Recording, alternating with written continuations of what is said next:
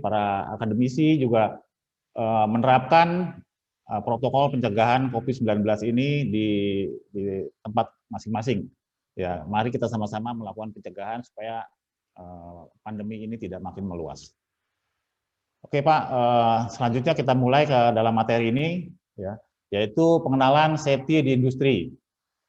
Ya, oke, selanjutnya Pak Ari. Oke, nah, target peserta kali ini adalah untuk para praktisi dari industri, dan ini saya yakin mungkin ada beberapa yang tahu dan kenal sama saya gitu ya, atau mungkin saya juga mengenal bapak-bapak semua yang mungkin sudah tidak asing terhadap masalah K3. Ya, yang untuk praktisi manfaatnya atau apa yang bisa dipetik ini adalah untuk memberikan gambaran ya. Ini karena saya dari dunia kerja jadi menggambarkan sebisa mungkin aktual yang ada di tempat kerja seperti apa. Itu memberi gambaran bagaimana menerapkan K3 dan mengembangkan terutama budaya K3 yang ada di tempat kerja. Nanti kita sama-sama lihat. Kalau dari sisi akademisi, ini juga kita memberikan gambaran kepada dunia akademisi khususnya, seperti apa sih penerapan K3 di tempat kerja, ya, apa aja yang menjadi poin-poin yang mesti diperhatiin, gitu ya.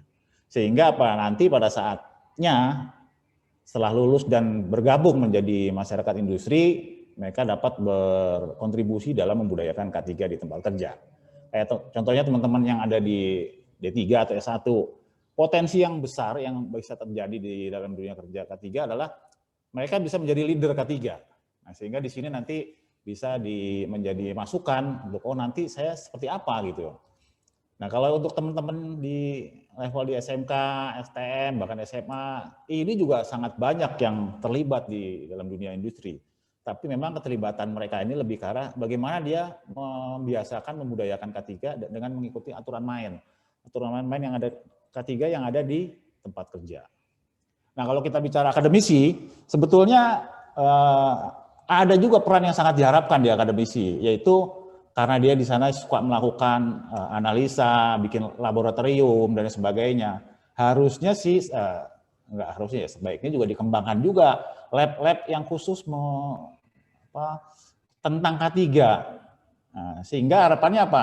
Setelah lulus, mereka udah langsung siap. Juga dari dunia industri yang tidak punya, kita bisa benchmark jadi pusat rujukan. Akademis, universitas, sekolah, dan sebagainya. Itu mengenai target dari kami untuk webinar kali ini. Oke, selanjutnya tujuan dari paparan ini harapannya sih peserta paham ya, memahami, oh penting ya K3 itu kalau untuk kita gitu kan. Terus yang kedua, peserta mampu melakukan identifikasi potensi bahaya, terutama awalan itu kita kenal unsafe action apa sih, unsafe condition apa sih gitu. Yang selanjutnya juga paham ya, tata cara melakukan peningkatan kepedulian karyawan tempat kerja itu seperti apa yang kita mesti lakuin. Yang selanjutnya adalah peserta dapat memahami strategi penerapan K3 di tempat kerja. Oke, selanjutnya berikut adalah materi yang kita bisa sampaikan pada ini. Pertama adalah latar belakang, yang kedua definisi, ruang lingkup penerapan K3 itu kayak apa, terus bagaimana membangun budaya kerja K3, dan bagaimana peran praktisi K3. Oke, selanjutnya. Oke. Di dalam kegiatan sehari-hari, dalam berbagai aktivitas, dalam melakukan aktivitas, kita seringkali nggak menduga akan mendapatkan risiko kecelakaan ya. Di mana aja ya, baik untuk kita maupun untuk orang sekitar kita. Banyak sekali masyarakat, termasuk masyarakat industri yang seringkali nggak menyadari akan hal ini. Ya, baik di lingkungan kerja, di jalan, tempat umum, maupun di lingkungan rumah sekalipun gitu ya. Nah, sebagai pengantar untuk sesi kali ini, kami mengajak semua untuk coba melakukan identifikasi ya, Bapak, Ibu, adik-adik semua, coba melakukan identifikasi terhadap ilustrasi yang ada di sini nih. Ya, waktunya mungkin 1 menit. Ya. Caranya gimana? Secara simpel sih kita bisa ngomong. Misalnya contoh nih ada kabel ya, ada kabel yang melintang. Caranya adalah jika ada kabel yang melintang di jalan, maka potensi terjadinya orang kesandung dan jatuh. Nah, tugas Bapak semua adalah, Bapak Ibu semua, menandain mana sih atau nyari potensi bahaya yang mungkin bahkan terjadi. Oke, silakan Pak, waktunya Bapak semua, waktunya 1 menit dari sekarang. Baik, silakan Bapak-Bapak untuk mencari potensi bahaya. Nanti untuk jawabannya bisa ditaruh di chat Zoom kali Pak Ekna ya? Ya. Atau mungkin ada yang langsung mau menyatakan interaktif langsung boleh? gitu. Ya, boleh, silakan. Ya, perwakilan 1 orang, 2 orang. Ya.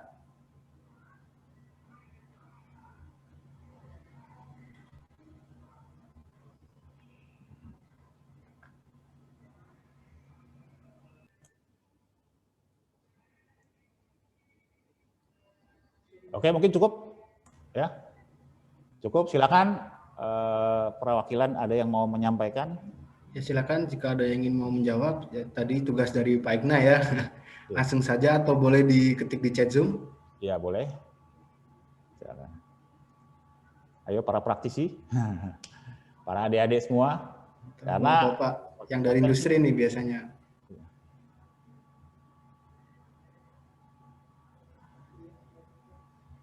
Ya, saya Pak. Ya, silakan Pak. Dengan siapa Pak? Assalamualaikum. Belum slide-nya. Saya Kristiono Pak. Ri, slide-nya balikin Ri. Ya Pak Kristiono, silakan Pak.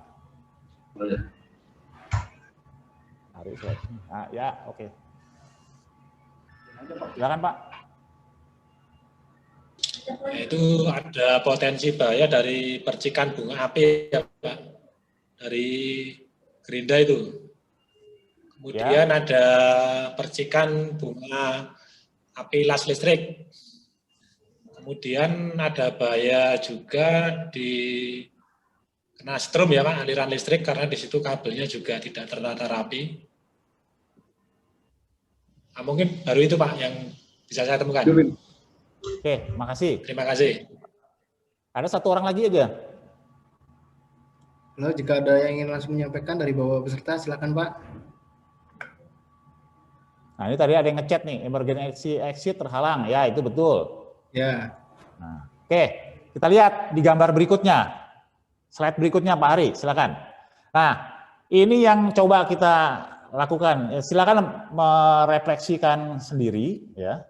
Tadi saya udah nebak apa nih, kira-kira cocok nggak gitu ya. Ya, ini ada beberapa potensi bahaya. Contohnya misalnya yang di atas, paling atas itu kren ya. Itu membawa benda seperti pipa. Nah, fiksasi atau sistem rigidnya itu tidak baik sehingga potensi terjatuh dan menimpa orang yang ada di bawahnya. Itu contoh ya. Tadi ada emergency exit, itu ada tumpukan barang. Itu juga tidak boleh di situ, tidak standar karena ini potensi bahaya. Ya. Dan banyak. Nah, sebetulnya di dalam sini nih itu ada lebih Pak. Kalau saya lihat tandain yang biru-biru bulat itu, sebetulnya ada lebih, paling tidak 25 potensi bahaya yang mungkin terjadi pada ilustrasi di bawah ini. Memang tidak bisa dikatakan bahwa oh bagus sudah bisa nyebut 25, oh tidak bagus bisa nyebut 10, enggak. Karena memang kemampuan atau kepekaan orang dalam melakukan identifikasi bahaya itu berbeda-beda. Ini sangat bergantung pada tingkat pendidikan, pengalaman, bahkan pengetahuan atau standar terkait dengan masalah K3. Kenapa tadi ada yang jawab emergency exit ada nggak boleh ada tumpukan barang? Karena dia tahu standarnya bahwa di situ tidak boleh ditempatkan barang gitu kan. Nah, jadi banyak acuannya. Oke. Kita selanjutkan ke slide berikutnya, masuk ke latar belakang.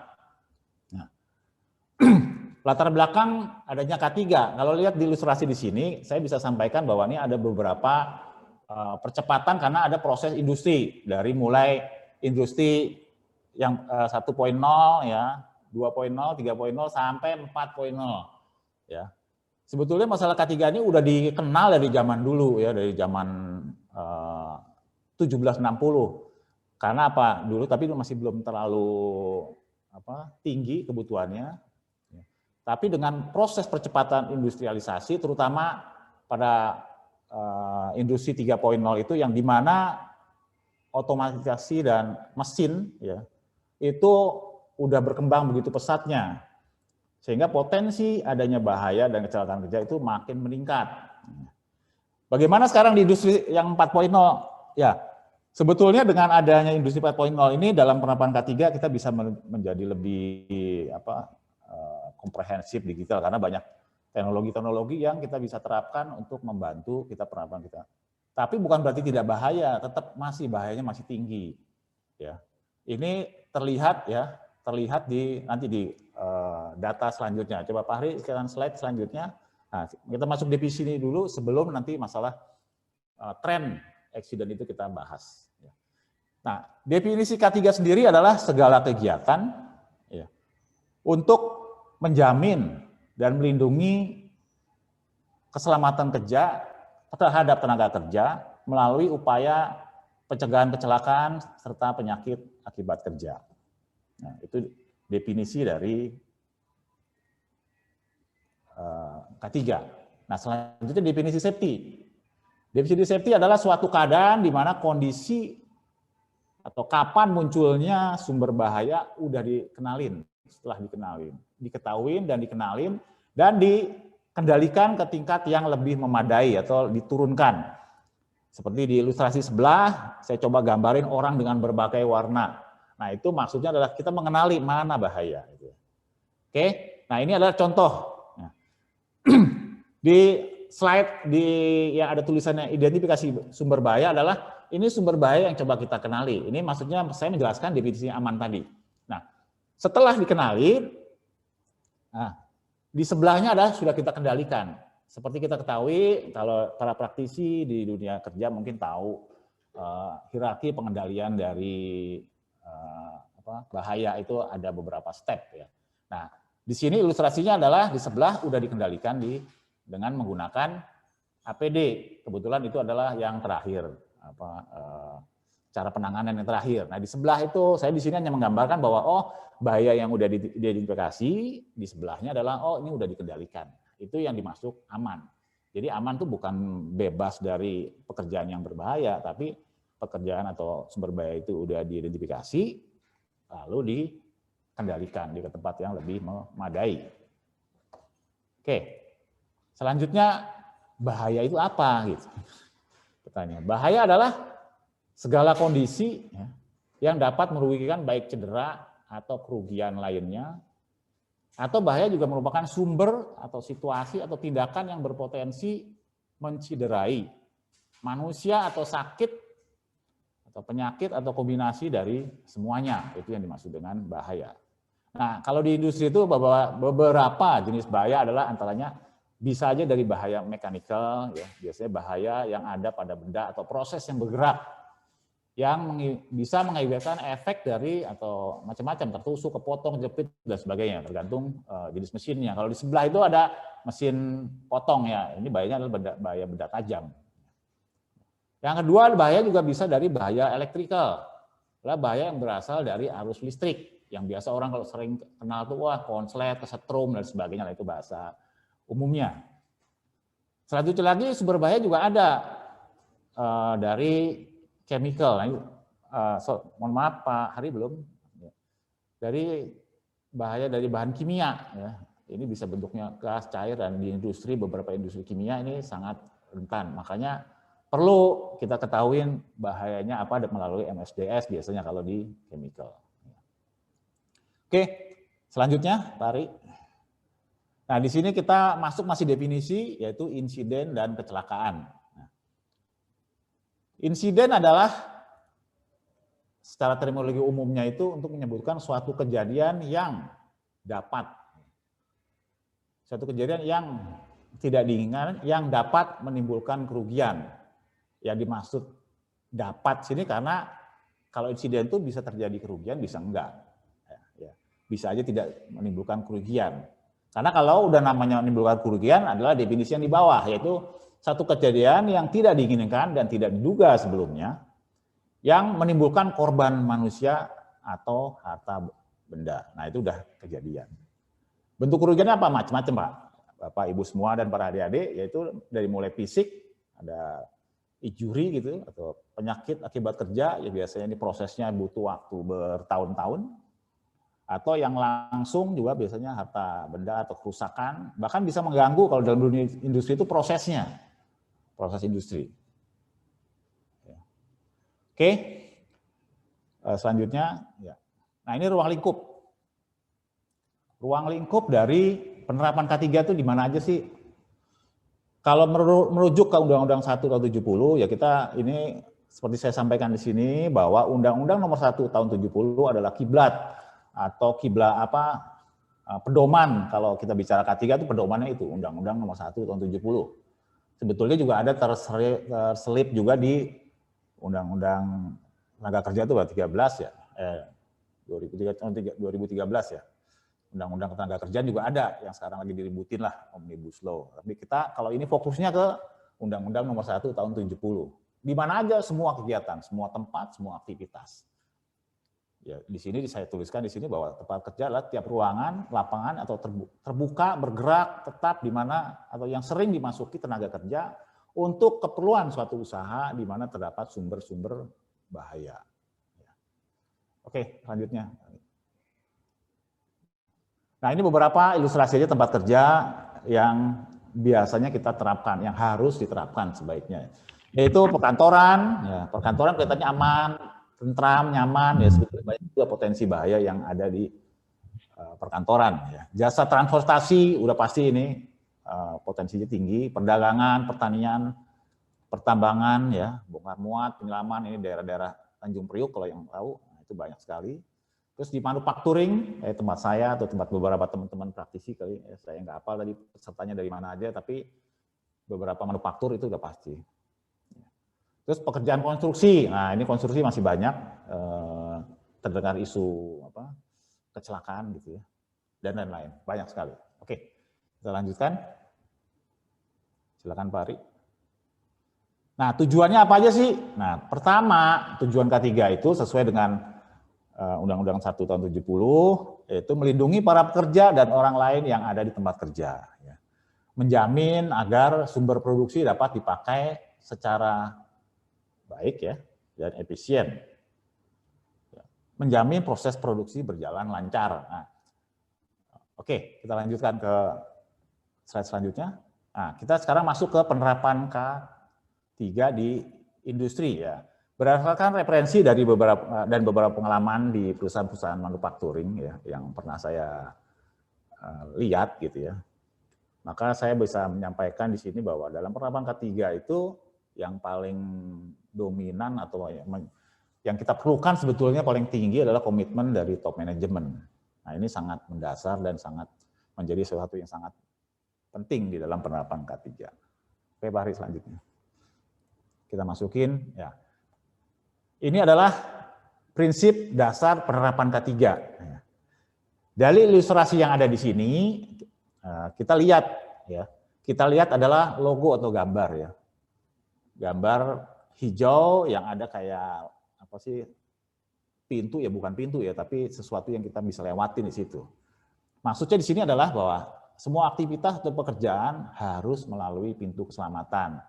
Nah, ini butuh komitmen seluruh karyawan ya, yang harusnya dipelopori oleh top manajemen. Ya. Ini berdasarkan referensi beberapa industri, ya, bahwa memang K3 itu sangat penting sekali. Ya. Nah, siapa aja yang harus melewati pintu ini? Ya, saya bicaranya ada pintu.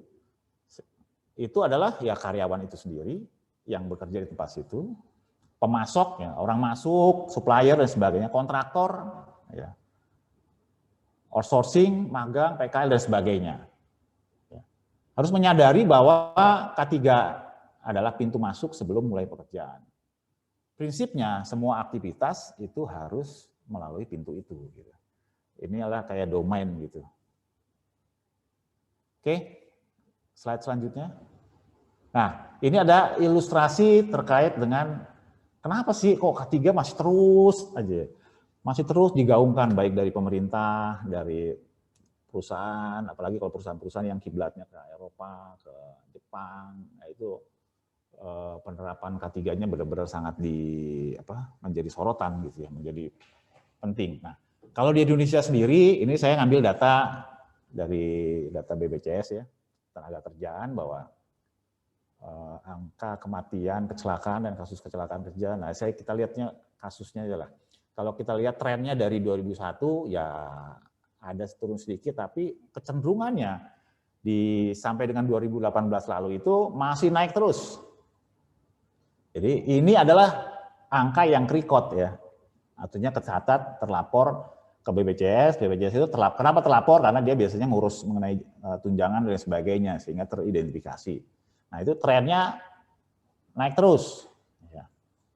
Di tahun 2018 ini. Nah, melonjaknya itu sekitar kalau dari sebelumnya itu sekitar 29-30%. Artinya memang masih tinggi ya. Kalau kita perhatiin ini ya, kasus kelangkaan masih sering terjadi. Hal ini mungkin karena seiring dengan ada juga perkembangan zaman. Karena kayak tadi ya, reformasi industri yang katanya sekarang udah 4.0. Sebetulnya kita mulainya udah dari kemarin-kemarin sih 4.0. Tetapi yang reformasi industri yang 3.0 itu juga masih berlangsung karena tidak semua perusahaan yang ada di Indonesia itu berbarengan gitu prosesnya. Tapi ada juga yang masih tinggal. Nah, otomatisasi dan perkembangan mesin-mesin industri itu juga di beberapa masih tinggi, sehingga itu juga masih memberi kontribusi terjadinya angka kecelakaan yang tetap terus naik.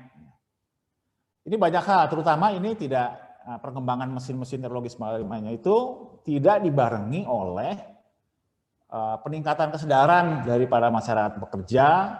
Masyarakat pekerja itu bisa dari level yang paling bawah sampai dengan yang top manajemen ya. Kepekaan terhadap terkait masalah industri ini penting. Karena kalau enggak ya angkanya pasti akan selalu tinggi. Nah, pertanyaannya sini kenapa sih kok masih bisa terjadi terus? Kenapa kecelakaan kerja itu masih bisa terjadi terus? Nah, kita lihat di slide selanjutnya coba. Silakan Pak Ari. Nah, kita lihat kenapa bisa terjadi. Ini ada teorinya nih. Sini saya gambarin aja bahwa kalau kita baca dari atas ya. Nomor 1 itu adalah kecelakaan yang fatal sifatnya, atau bisa kematian, bisa cacat tetap dan sebagainya. Nah, kalau kita lihat piramid ini, yang pertama setiap kejadian satu aja kecelakaan fatal itu biasanya itu udah ada 10 kasus kecelakaan kerja yang ringan. Terus kita turun lagi, kalau ada terjadi 10 kasus kecelakaan kerja ringan, biasanya didahului dengan 30 kasus, ya ini untuk menggambarkan aja ya, bahwa ada kecelakaan yang mengakibatkan kerusakan alat atau properti. Nah, dari 30 kasus itu, di bawahnya biasanya udah terjadi 600 kasus near miss. Ya. Nyaris celaka. Nah, di bawahnya lagi ada sekian ribu, banyak, ada 10 ribuan lebih itu kondisi unsafe action dan unsafe condition. Nah, itu yang mendasari unsafe action dan unsafe condition. Sehingga timbul sampai ke atas, terjadinya kecelakaan. Angka-angka ini juga kalau kita lihat di slide sebelah adalah bahwa seringkali ini dari statistik atau analisa dari data-data yang udah dilaporkan dan dicatat gitu. Mungkin banyak juga insiden dan sebagainya yang biasanya nggak lapor, nggak dicatat, sehingga nggak record. Gitu. Oke, kita lihat lagi di slide selanjutnya. Nah, kenapa bisa terjadi? Nah, kalau zaman dulu, ya literatur yang pernah saya pelajarin, itu ada yang namanya teori domino. Ini ada 2, dari Hendrik sama Frankfurt yang saya pernah lihat. Yang pertama dari Hendrik itu, dia menyatakan bahwa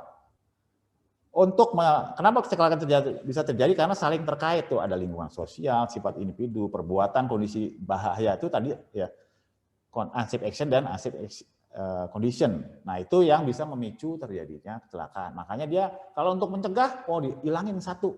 Faktornya mana? Kalau dia unsafe action dan unsafe condition. Ya. Itu menurut Hendrik. Dia poinnya di sini adalah dia meniadakan atau mengendalikan perbuatan, langsung potong unsafe action dan unsafe condition.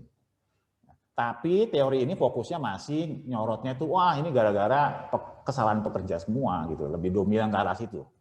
Nah, kita lihat kalau Frankfurt apa? Silakan slide selanjutnya, Pak Ari. Nah, kalau di Frankfurt itu dia masih sama, dia sebetulnya modifikasi atau improvisasi dari teori Hendrik yang lalu. Ya. Cuman dia di sini lebih menyoroti bahwa selain faktor unsafe action dan unsafe condition, yaitu yang dibalok immediate causes, simptom, itu adalah unsafe action dan unsafe condition, juga dia sini sangat menyoroti bahwa adanya kegagalan manajemen kontrol ini. Jadi kegagalan manajemen di dalam berbagai hal sehingga bisa terjadi unsafe action dan unsafe condition. Ya. Jadi kalau kita ingin mencegah terjadi kecelakaan kerja, maka kita harus ngilangin nih unsafe action condition, tapi siapa yang bisa mengendalikan karyawan untuk tidak melakukan dan kondisi untuk supaya aman? Ya pasti dari atas dulu, top management. Oke, sebelum kita bahas unsafe action dan unsafe condition, kita masuk ke teori tadi. Oke, selanjutnya apa itu unsafe action, unsafe condition? Nah, unsafe action adalah tindakan yang tidak aman, yang merupakan sebuah kegagalan gitu ya dalam mengikuti persyaratan dan prosedur-prosedur kerja yang benar sehingga menyebabkan terjadinya cedera. Nah, ini beberapa referensi, banyak versi lah ya. Tapi intinya unsafe action adalah tindakan yang tidak aman. Nah, unsafe condition adalah kondisi tidak aman atau kondisi lingkungan kerja yang tidak baik atau kondisi peralatan kerja yang sangat berbahaya. Kita lihat ilustrasi sebelah ya. Contoh tindakan tidak aman, ada lagi orang jalan Pak sambil megang handphone. Nah, ini tidak aman. Karena apa? Berpotensi andai kata kita tersandung dan sebagainya karena kita tidak melihat jalan bisa menyebabkan jatuh gitu. Yang kedua adalah kondisi unsafe condition. Jadi menaikkan barang dengan forklift ya, garpunya itu tinggi di luar titik sentral of gravity. Jadi ini memungkinkan potensi untuk terjadinya jatuh. Kita untuk lihat lebih jelasnya kita lihat di sebelah, slide sebelahnya lagi, Pak Ari minta tolong. Ya.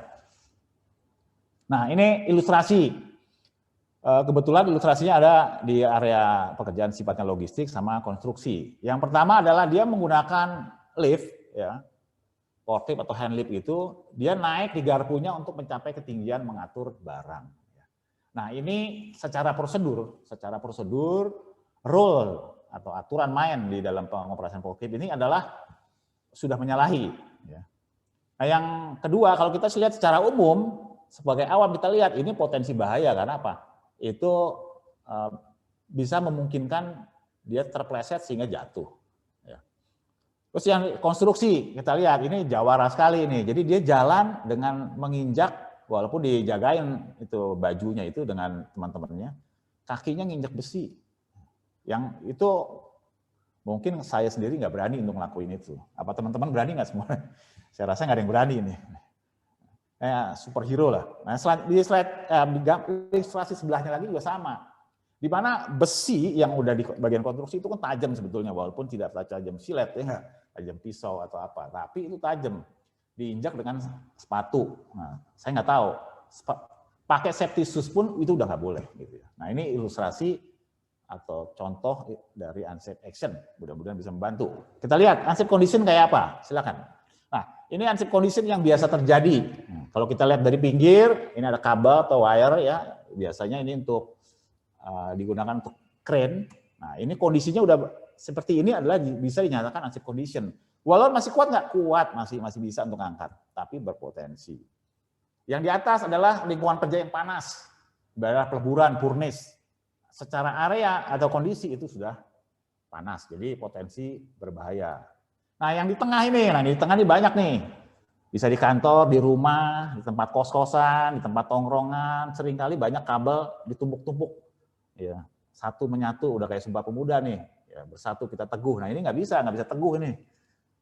Ini nggak boleh, ini potensi terjadinya trip atau kebakaran atau konsleting listrik.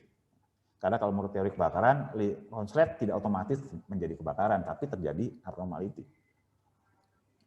Nah di sebelah adalah tempat kerja yang basah, becek. Wah ini udah kelihatan lah, secara kasat mata awam pun udah bisa membedakan bahwa ini kan unsafe condition. Oke kita lihat slide selanjutnya. Nah bagaimana di industri? Masih ada nggak unsafe action, unsafe condition? Pasti kalau orang ditanya kayak itu, wah ada Pak. Di mana gitu. Nah, masalahnya kalau di mana itu kalau kita nggak tahu berarti kita belum melakukan identifikasi. Masih nggak di kantor itu, di pabrik itu nyalain, wah ini mah pokoknya urusannya karyawannya yang salah, pekerja yang salah nih. Jarang yang nginin masalah manajemen ya. Kita lihat ada nggak tuh kegagalan manajemen di situ di dalam penerapan di industri. Oke, selanjutnya kita lihat bagaimana membangun budaya K3 di tempat kerja. Ada beberapa tahapan. Nah, Dari beberapa referensi yang saya coba sampaikan di sini ada 4 tahap. Yang tahap pertama, kedua, ketiga, dan keempat. Yang pertama itu adalah fase reaktif, natural instinct bahasanya itu. Reaktif atau natural instinct. Ya. Dia itu baru perlu masalah safety kalau udah ada kecelakaan. Pada fase ini biasanya kalau kita ngomong, wah kita mau mencapai zero accident, udah nggak mungkin lah dicapai lah. Ya. Kenapa nggak mungkin? Ya reaksinya aja kalau udah terjadi kecelakaan. Yang kedua, tahap kedua, dependent. Ya. Dia baru bisa melaksanakan atau baru mau melaksanakan K3 kalau disuruh atau diawasin. Nah ini butuh polisi pengawas di tempat kerja. Ya. Pada tahap ini bisa tapi susah karena memang belum ada kesadaran. Yang selanjutnya tahap ketiga, independent. Ya, melaksanakan K3 hanya untuk kepentingan kita sendiri. Ini udah lebih bagus lah. Memang targetnya untuk kita dulu ya. Pada tahap ini sangat mungkin zero accident itu bisa dicapai. Nah, yang paling tinggi tahapnya adalah tahap keempat, interdependent. Di sini sudah melaksanakan budaya K3. Bukan hanya untuk diri sendiri, tapi udah antar teman tuh udah saling ngingetin. Dulu tahun berapa itu saya coba di Kalimantan, di FICO, kebetulan ada benchmark dari kantor. Di sana itu ada satu sheet yang dipegang setiap karyawan. Dia boleh melaporkan ada unsafe action atau unsafe condition dengan tidak menulis namanya. Sehingga masuk ke komite, dan itu untuk ngecek. Ya. Itu pertama. Yang kedua, udah mulai ternyata dia ngingetin. Misalnya kayak ada, oh Pak, kita ngelihat Pak Bambang nih, melakukan unsafe action, kita udah berani ngomong, Pak itu salah, harusnya begini, karena ini membahayakan masalah aspek K3. Nah, di sana memang kebetulan itu oil company ya, perusahaan Amerika, dan itu udah jadi budaya seperti itu. Nah, itu yang fase yang keempat, yaitu fase yang paling tinggi. Oke, sekarang kita masuk di slide selanjutnya, penerapan K3 di industri. Nah, menurut pengalaman dan referensi, itu ada 2 yang paling penting, yaitu commitment management, kepedulian atau peran seluruh karyawan. Yang pertama mengenai komitmen manajemen ini sebetulnya adalah hal yang sangat penting, dan ini sebetulnya harus berjalan seimbang sih, ya, harus seimbang. Kalau manajemennya komit, karyawannya tetap masih nggak peduli nggak ini, ya nggak bisa juga, harus dua-duanya. Oke, kita lihat di pohon sebelah nih. Oke, slide selanjutnya Pak Ari. Nah, di pohon sini kita lihat nih gambarnya. Komitmen manajemen kalau ilustrasi di sini harus punya pondasi atau akar yang kuat. Karena dia harus merupakan pondasi akar yang kuat yang harus ditanamkan di setiap tempat kerja. Sebetulnya tidak ada tempat kerja, kalau dari para teman-teman akademisi harusnya tidak hanya masuk di prodinya saja kalau memang masalah K3 ini mau diterapkan, tapi juga anjuran sih sebaiknya juga menerapkan sistem manajemen juga di sekolah atau penerapan K3 juga, karena ini kan harus budaya. Nah, kalau kita ngomong budaya berarti harus dari tingkat awal kita terapin ya. Nah, kembali ke ilustrasi di sini, komitmen manajemen itu bisa memacu atau menstimulus adanya partisipasi dan peran dari pekerja itu sendiri ya. Nah, apa aja yang bisa dilakukan? Kalau di sebelah itu ada kebijakan dan sebagainya. Tapi intinya komitmen manajemen itu hal yang sangat penting. Nah, kita lihat di sebelah, bagaimana kita membangun budaya K3. Nah, dari sisi praktisi terkait dengan tadi ya, perannya jajaran manajemen ya. Perannya jajaran manajemen. Bahwa yang satu, praktisi ini bisa juga membangun budaya K3 tempat kerja ini dengan mempengaruhi jajaran manajemen. Karena kan gini, kalau praktisi aja yang gini, maksud saya gini, praktisi aja yang misalnya komit dan sebagainya ya, dia nerapin bikin program dan sebagainya, belum tentu perusahaannya atau top manajemennya oke. Apalagi karyawannya gitu. Nah, jadi ada 2 hal pendekatannya di sini. Yang pertama untuk jajaran manajemen, dalam hal ini praktisi itu bisa aja dari teman-teman yang nanti dari akademisi lulus jadi ahli K3 di tempat kerja, sarjana kesehatan masyarakat yang bekerja di tempat kerja, itu bisa juga menggunakan metode seperti ini. Yang pertama, kita harus kenalin kiblat kita sebagai orang K3 yaitu Undang-Undang Nomor 1 Tahun 70. Kita harus sampaikan ke jajaran manajemen, semua karyawan, terutama jajaran manajemen dulu. Ya. Terus regulasi atau peraturan-peraturan perundangan K3 yang terkait, yang berhubungan, kita harus kenalin. Banyak nggak? Banyak. Yang kedua, ya, mengadakan pelatihan K3 untuk manajer. Nah, kita bikin training-training. Biasanya kalau kita kan seringnya bikin trainingnya untuk apa sih? Karyawan, lisensi, forklift, crane, basic safety. Wah, karyawan kasih basic safety, tapi sering lupa atau kelewat atau gimana ya, atau belum jadi prioritas. Pelatihan K3 untuk manajer, artinya peran manajemen dalam penerapan K3. Yang selanjutnya sosialisasi sistem manajemen K3, sosialisasi SMK 3. Nah, sebetulnya ada sistem yang bagus di Indonesia ini untuk membangun K3 tempat kerja. Kalau kita mau secara gamblang menerapkan SMK 3 yang terbit di tahun 2012, namanya PP 50 tahun 2012 terkait SMK 3 kita terapin, harusnya ini sudah masuk semua karena di situ ada top manajemen, proses kerja sampai ke karyawannya. Oke, selanjutnya, nah kalau dari sisi akademisi apa? Dari sisi akademisi, kan kita tahu akademisi nanti ke depannya menjadi pemasok ya ke industri, sehingga dia harus menghasilkan profesional dalam bidang K3, punya budaya K3, karena nanti dia kan akan masuk dari sisi industri, dia ngelihat itu.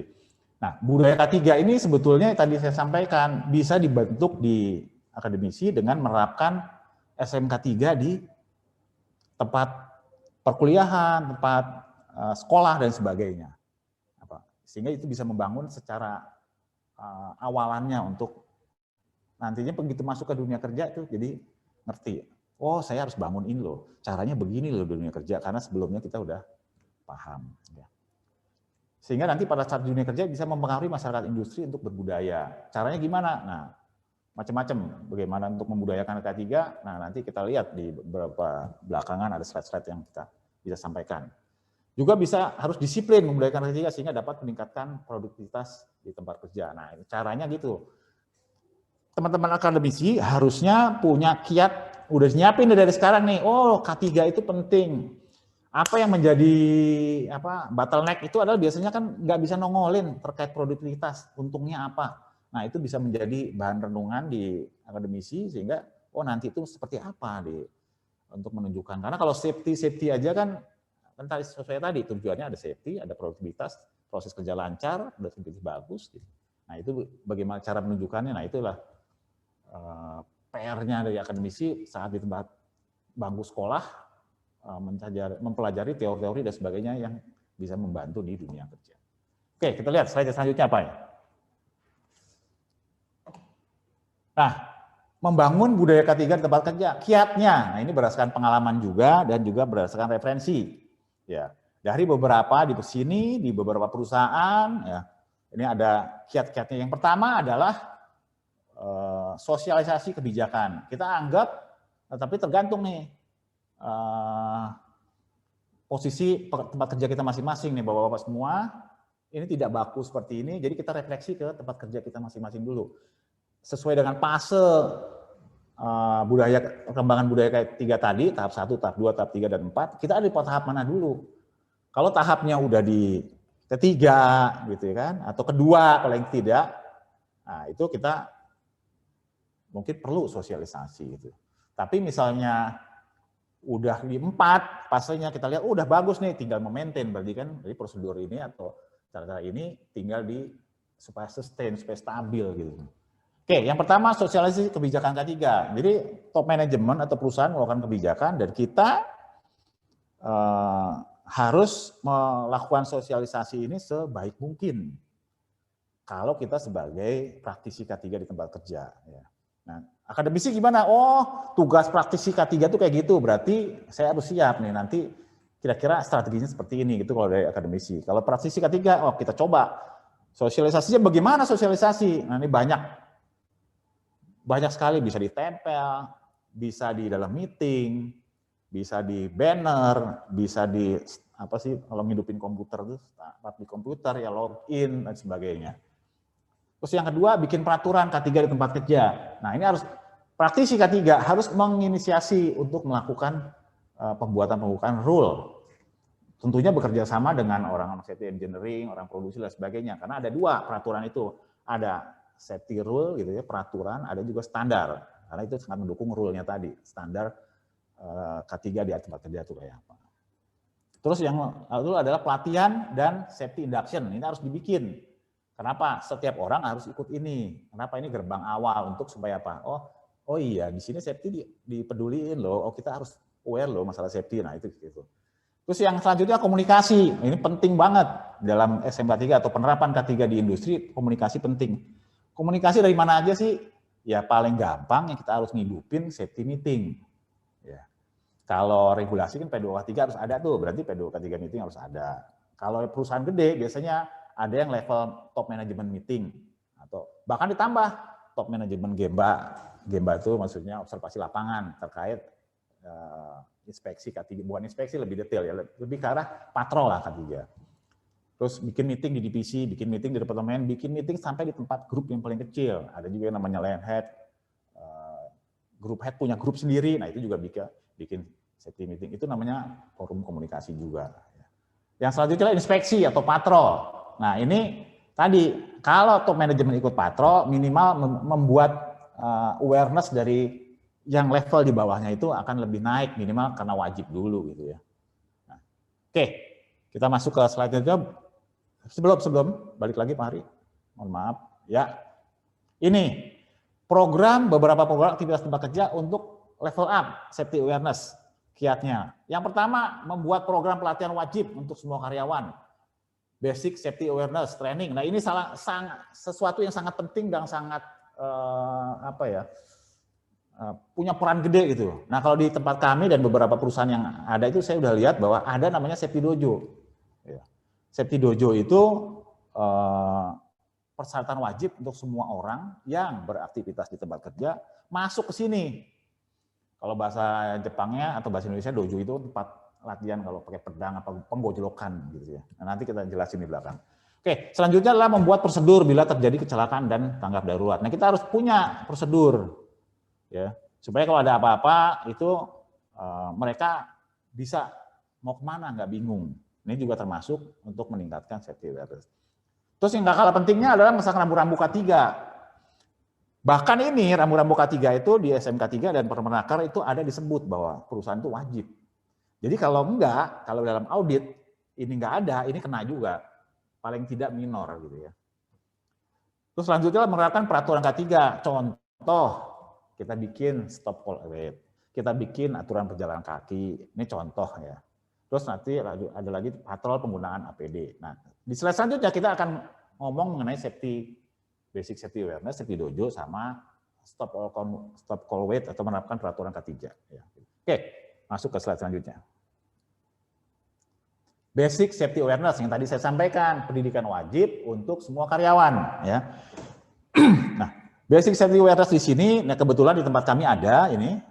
Jadi kalau misalnya teman-teman dari praktisi industri atau industri lain, atau bahkan dari sekolah mau lihat, monggo kita akan terima dengan baik untuk bikin benchmark, atau bahkan kalau mau, wah saya kayaknya perlu nih mau bikin kayak gini, boleh ngomong aja ke panitia di sini, nanti bisa di kiat-kiatnya seperti apa, nah itu nanti bisa dipandu gitu ya. Oke, basic safety awareness, pendidikan wajib semua karyawan. Pertama, kita menggunakan bermacam-macam simulator untuk merasakan bahaya secara aktual. Ya, bahaya secara aktual. Oke. Kombinasinya kalau di kita teorinya cuma 10% kalau kita ngomong dari 100%. Prakteknya dengan pakai simulator itu 90%. Nah yang kedua di sini makanya ada belajar sambil memperoleh pengalaman mengenai peraturan dasar safety dan juga simulator tadi. Prinsipnya dari Safety Dojo ini adalah bahwa kita level up safety awareness meningkat itu dengan cara merasakan bahaya, intinya gitu. Karena kan nggak mungkin. Gini tadi di awal slide ada yang fase pertama itu kalau ada accident baru kita running K3. Nah itu kan. itu kita ambil ke sini. Oh, kalau ada ngerasain bahaya kesetrum, asli kesetrum, oh ngerasain, wih sensasinya ngeri, bahaya, itu baru biasanya kita agak aware. Nah, itu kita tuangin di dalam dojo ini, dalam sistem pelatihan kita bikin simulator-simulatornya. Sehingga apa? Dengan ngerasain, ada di sini kita megang itu, kita kesetrum, tapi udah kita kendaliin sampai tingkat yang lebih, yang sudah memadai lah. Tapi sensasi tetap ada. Nah, yang dimaksud merasakan bahaya itu seperti itu. Jadi kita bikin simulasi, jadi kayak beneran gitu.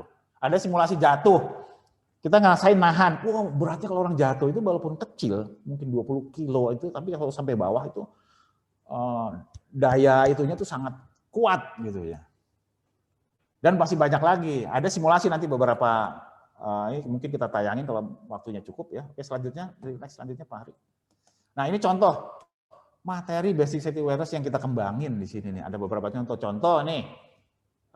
Pemakaian doli yang benar. Nah, ini contohnya 1 ngapain, 2 ngapain. Nah, saya nggak perlu jelasin detail, tapi sampai orang dorong doli, sampai orang handling box dan sebagainya dengan doli itu dipraktekin, dicoba gitu ya. Sampai orang bawa mika dan sebagainya dicoba gitu. Sebelum lanjut, saya sampaikan di sini bahwa Safety Dojo ini kita kembangin berdasarkan referensi adanya beberapa kecelakaan kerja yang terjadi di perusahaan dan afiliasinya. Jadi kita studi, nah dari situ kita analisa, oh mana sih yang kok sering gitu kan. Akhirnya apa? Kita analisa mana yang kita bisa bikin pelatihan untuk mencegah hal itu gitu. Hal itu terjadi berulang kembali gitu ya. Nah, makanya masuk di dalam simulator di sini. Oke, selanjutnya, slide selanjutnya. Oke, ini adalah contoh juga masih. Di sini ada saat berjalan sendiri tidak dalam rangka pekerjaan, ini potensi juga terjadi accident ya. Ini kita bicara safety rule ya. Nah, di sebelahnya nanti disampaikan juga ada pelajarannya di Safety Dojo terkait dengan rule. Contoh misalnya ada bahaya terkait dengan naik turun tangga. Biasanya kalau di beberapa perusahaan udah kasih warning tuh, tolong perhatikan injakan atau pijakan Bapak dan Ibu. Jadi harus perhati kalau kita nginjak tuh kita lihat, oh yang kita injak pas gitu kan. Terus bukaan pintu. Nah, ini ada beberapa aturan itu kita kasih marking supaya apa? Orang harus berdiri sebelumnya. Nah, ini contoh-contoh simpel tapi sangat penting. Kenapa ada kayak gini? Ya itu tadi, karena ada pengalaman pernah ada orang buka pintunya itu nabrak ke muka orang yang di belakangnya yang kita mau buka, sehingga makanya timbul aturan kayak gini. Terus juga nanti ada juga ilustrasi di situ itu terkait dengan APD dan sebagainya. Oke, kita slide selanjutnya. Mohon maaf, kalau ada yang mau ditanyakan bisa sambil jalan atau bisa chat ke tempat kami, nanti moderator Pak Angki mungkin bisa nyampaikan ke saya, atau bisa langsung juga boleh, kalau 1-2 orang aja. Oke, ini masing-masing contoh materi pelatihan basic safety awareness yang ada di kita nih kebetulan nih kalau ini nih. Jadi ada yang simulator terkait dengan setrum. Nah, contohnya nih ada seorang pekerja, dia nyoba simulatornya dengan jari, dia akan ngerasain sensasinya bagaimana orang setrum. Tentu dengan batas yang masih aman. Ini tujuannya adalah untuk meningkatkan pengetahuan untuk kepedulian terhadap masalah electric shock. Oke, sebelahnya adalah simulator kejepit. Terkait dengan kompeyor. Ini pengetahuan untuk bahaya-bahaya terkait dengan masalah bahaya kejepit, terutama ini masalah tergulung mesin. Ke bawah. Jadi pengetahuan dan kepedulian terkait bahaya terjepit mesin, ini juga kita kenalin di sini. Ini baru satu simulator, sebelumnya ada beberapa simulator yang kita bisa sampaikan kalau pada di area Gemba atau di lapangan. Oke, sekarang mengenai safety shoes APD. Ya. Minta tolong Pak Hari untuk di kita itu punya ilustrasi atau simulasi kenapa perlu APD safety shoes. Ya, kenapa perlu APD safety shoes? Kita uji, di situ ada simulatornya menguji safety shoes itu baik atau enggak. Kalau enggak pakai gimana, kalau pakai gimana. Ya. Tapi memang safety shoes ini terutama kan untuk melindungi jari kaki saat ada benda berat jatuh. Nah, Kita lihat ilustrasinya, coba nanti barangkali bisa dibukakan videonya. Silakan Bapak-bapak. Baik, kita akan mensimulasikan simulator benda jatuh. Di mana kita di sini akan mensimulasikan 3 simulasi. Yang pertama, saya akan mensimulasikan dengan kaleng. Ini diibaratkan kaki rekan-rekan semua. Kita akan mencoba melakukan simulasi. Ini beratnya 20 kg dan tingginya kurang lebih 51 cm. Mari kita lihat apa yang terjadi ketika kita tidak memakai sepatu safety.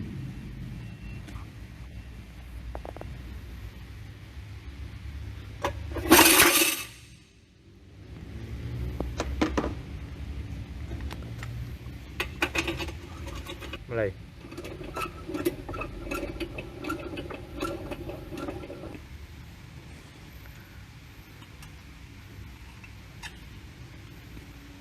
Ini adalah hasilnya.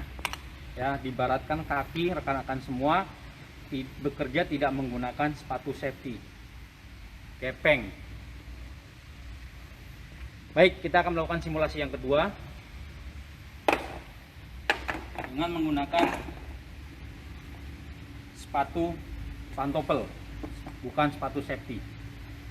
Dalam pekerjaan di pabrik juga cukup berbahaya. Mari kita buktikan.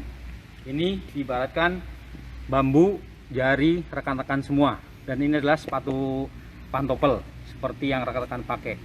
Kita akan coba memasukkan bambu ini ke dalam sepatu pantofel.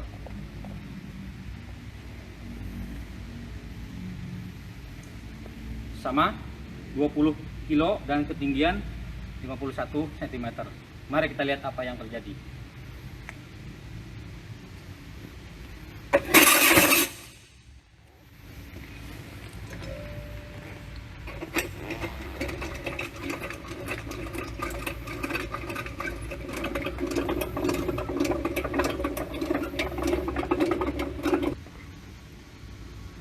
Mari kita lihat apa yang akan terjadi ketika rekan-rekan tidak menggunakan sepatu safety tetapi menggunakan sepatu pantofel.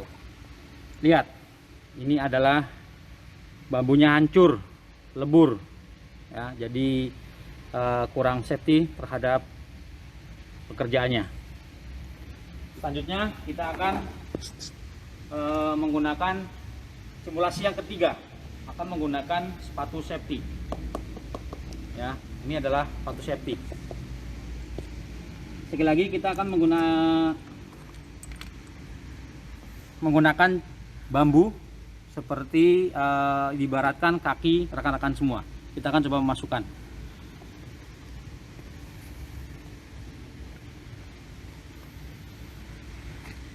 Mari kita lihat apa yang terjadi.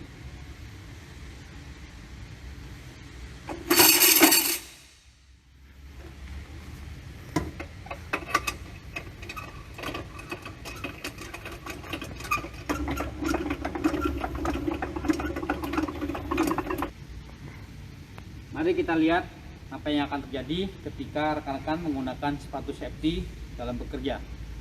Mari kita lihat, bambunya utuh, tidak hancur ya. Ini adalah menggunakan sepatu safety, makanya kita pentingnya bekerja di dalam pabrik menggunakan sepatu safety. Terima kasih, sekian.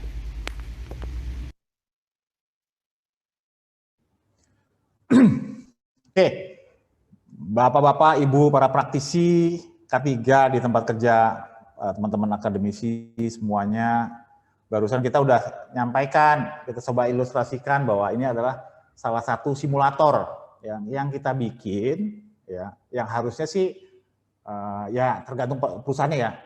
Beberapa perusahaan itu penting juga ini. Kenapa?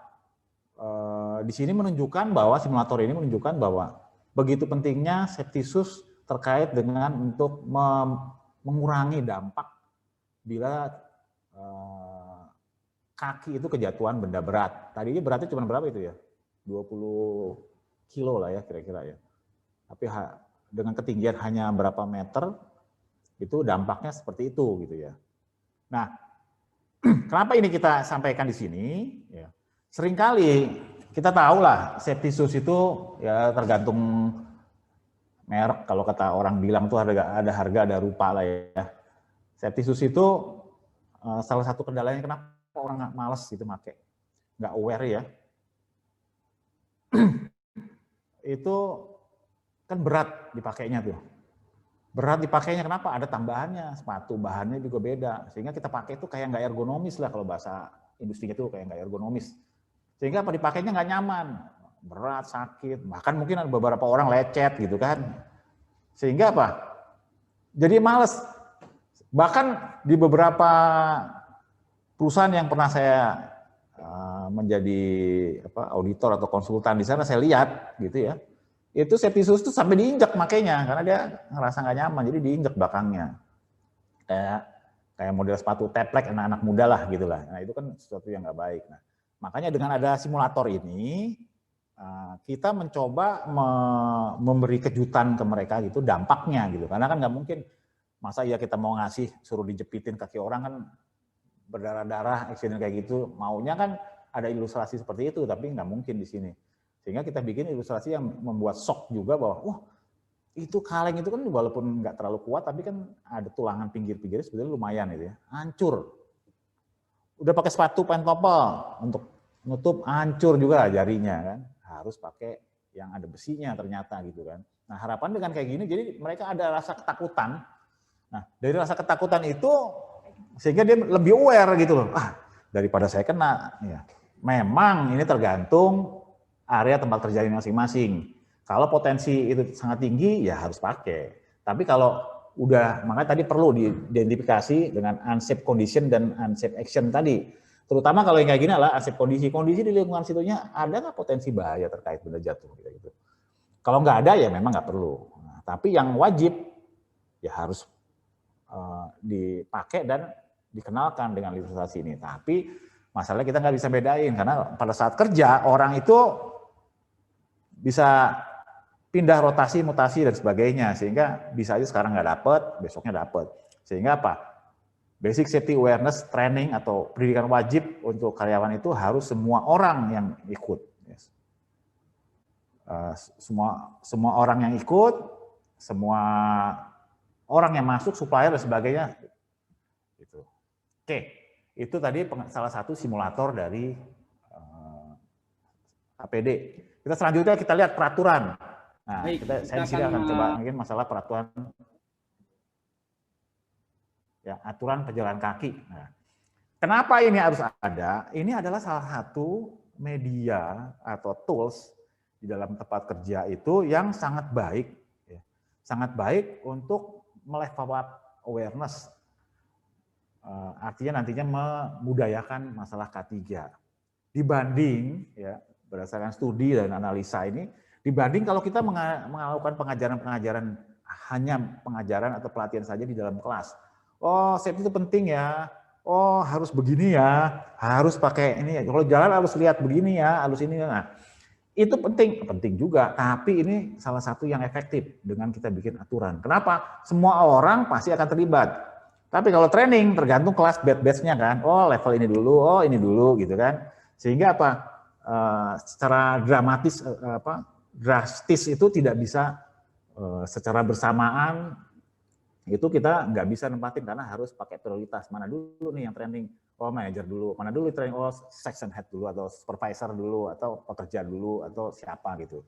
Tapi kalau kita bikin aturan, ya aturan masih banyak. Tapi ini yang paling efektif di yang beberapa perusahaan lakuin itu aturan pejalan kaki di tempat kerja. Kenapa? Semua orang yang tadi kita menjadi target level up budaya K3, yaitu misalnya karyawan, direktur atau manajemen, supplier, anak sekolah, ya kan, anak magang, siapapun tamu yang masuk ke tempat kita, kalau kita bikin kayak gini, mau tidak mau ada masuk juga mengenai konsen dia terhadap masalah safety. Kenapa? Karena begitu jalan udah ngelihat, lah ini kok ada aturan kayak gini, ada aturan kayak gini.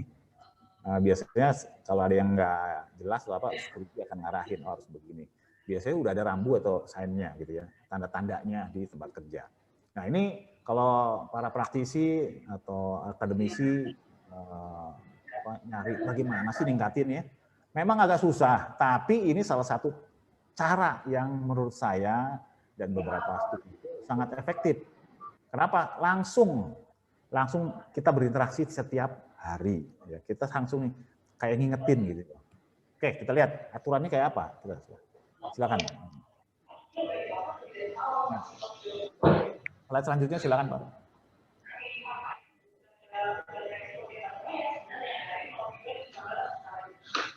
Ini kayaknya ada yang mau tanya ya? Untuk ini sebenarnya sudah di chat Zoom sudah masuk Pak, ada 2 pertanyaan Pak. Mungkin sebelum ke slide selanjutnya mau ada Boleh? jawab pertanyaan dulu kali Pak ya. Ya boleh.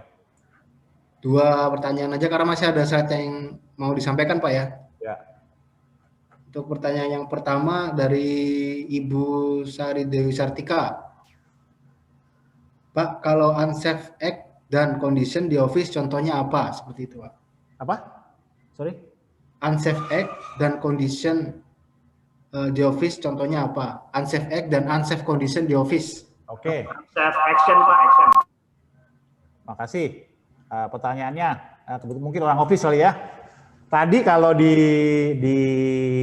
slide gambar yang unsafe condition ya, kayak unsafe condition dulu lah. Tadi saya udah sampaikan sebetulnya yang ada kabel atau steker listrik bertumpuk. Jadi biasanya kita ada stop kontak nih, stop kontak. Misalnya stop kontak ini, nah ini ada kabel dari utama. Nah, seringkali kalau di office itu karena memang mungkin port atau tempat stop kontaknya terbatas yang ada di dinding atau sumber terbatas, sehingga apa? Dia tumpuk, nih masukin lagi stop kontak lagi. Misalnya lubang 4, oh ini ada lubang 4 lagi. Ya. Kalau yang ekstrim ini udah dipakai ngecas, ini dipakai laptop, ini ada yang numpang lagi, dipakai lagi, colok lagi. Nah beban ini itu kan ada maksimumnya gitu ya, tergantung dari stop kontak itu masing-masing. Sehingga begitu ditumpuk-tumpuk gitu, artinya berpotensi terjadinya unsafe, itu adalah unsafe condition ya. Nah, ada lagi instalasi kabel. Nah, misalnya kabel roll kalau apa kita lagi masang melintang di tengah jalan. Nah, tadi di ilustrasi di awal pada saat kita mau mulai ini juga ada. Jadi kabel yang berantakan itu juga termasuk unsafe condition. Nah, bagaimana unsafe action? Nah, unsafe action salah satu contoh yang paling simpel yang setiap hari pasti ibu mungkin mudah-mudahan nggak ngakuin ya. Itu jalan sambil nerima handphone atau berbicara di alat komunikasi atau jalan sambil texting ya, jawab chat. Nah, itu unsafe action juga. Kalau di beberapa perusahaan itu ada rule-nya dan nggak boleh. Kalau ketangkap kamera itu akan didapat teguran awal dari lewat pimpinannya sebagai kayak warning lah gitu. Tapi kalau sering itu biasanya kena denda lah kalau gampangannya gitu. Memang harus ada aturannya. Kita identifikasi kalau memang ibu di situ ada apa? Ada teman-teman semua yang lain ya. Ada praktisinya atau ada PIC-nya terkait dengan itulah. Dilakukan identifikasi, ya bisa juga nanti kalau memang perlu itu diskusi ke kami juga boleh, kalau ke tim kami, kalau memang perlu ada bagaimana sih detail office, karena ada safety for office juga ada gitu. Nah itu contohnya tadi Bu, orang jalan ya, atau berlari di sekitar tempat kerja, contohnya tangga.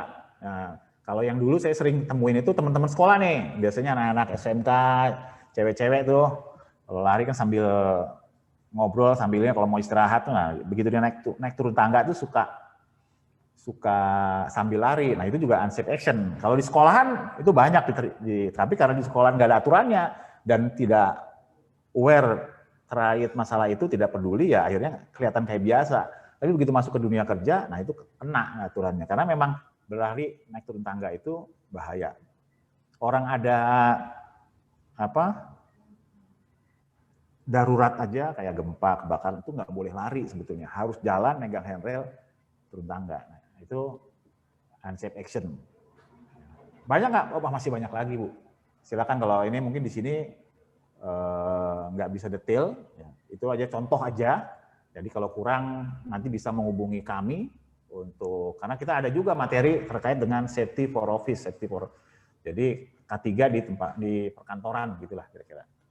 Gitu Bu. Nah, satu lagi siapa tadi? Ya, untuk satu lagi dari Pak Dian Agus Supriyadi. Pertanyaannya, apakah safety awareness efektif dengan adanya punishment? Dengan adanya punishment, safety Ya. awareness apakah efektif dengan adanya punishment? Punishment. Ya. Oke, makasih. Kalau kita ngacu ke saya belum jawab langsung ya, kita lihat dulu regulasi lah. Kalau kita regulasi, pemerintah aja bikin aturan ada punishment-nya. Ya kan? Pasti ada, wah kalau kayak gini denda, bisa denda administratif, bisa denda uang, bisa denda kurungan. Ya. Setiap aturan harus ada. Kenapa? Memang udah dari dulu, dari sejarahnya bahwa kalau namanya aturan harus ada punishment-nya, gitu kan. Pertanyaan adalah apakah efektif apa enggak? Harus ada kontribusi dari hal lain. Nggak bisa itu doang gitu. Nah, kalau itu doang berarti kayak otoriter lah, kayak zaman Belanda dong. Kalau nggak ini langsung dipecut lah, apa contoh kasarnya ya. Tapi pertanyaan Bapak itu atau untuk teman-teman semua bahwa tidak efektif hanya karena punishment. Tapi punishment perlu ada, ya. Sanksi perlu ada, ya. Itu harus ada. Yang paling efektif, ya tadi saya bilang kiatnya. Kiatnya ya, kalau yang positif artinya tidak ke arah punishment, yaitu Pak. Jadi pertama kita bikin pelatihan wajib untuk semua karyawan terkait masalah safety. Ini untuk meningkatkan awareness atau kesadaran ya Pak. Yang kedua kita bikin aturan yang dipakai oleh semua orang. Kalau misalnya aturan, kalau bekerja di konstruksi harus pakai helm, pakai safety shoes. Nah aturan itu untuk orang yang bekerja di sana aja. Tapi kalau untuk seluruh karyawan harus yang sifatnya common. Ya. Contohnya ya ini, kalau dari kami contohnya satu, bikin safety dojo untuk semua karyawan. Yang kedua adalah bikin aturan pejalan kaki. Nah itu sangat efektif ya sampai dengan sekarang ini.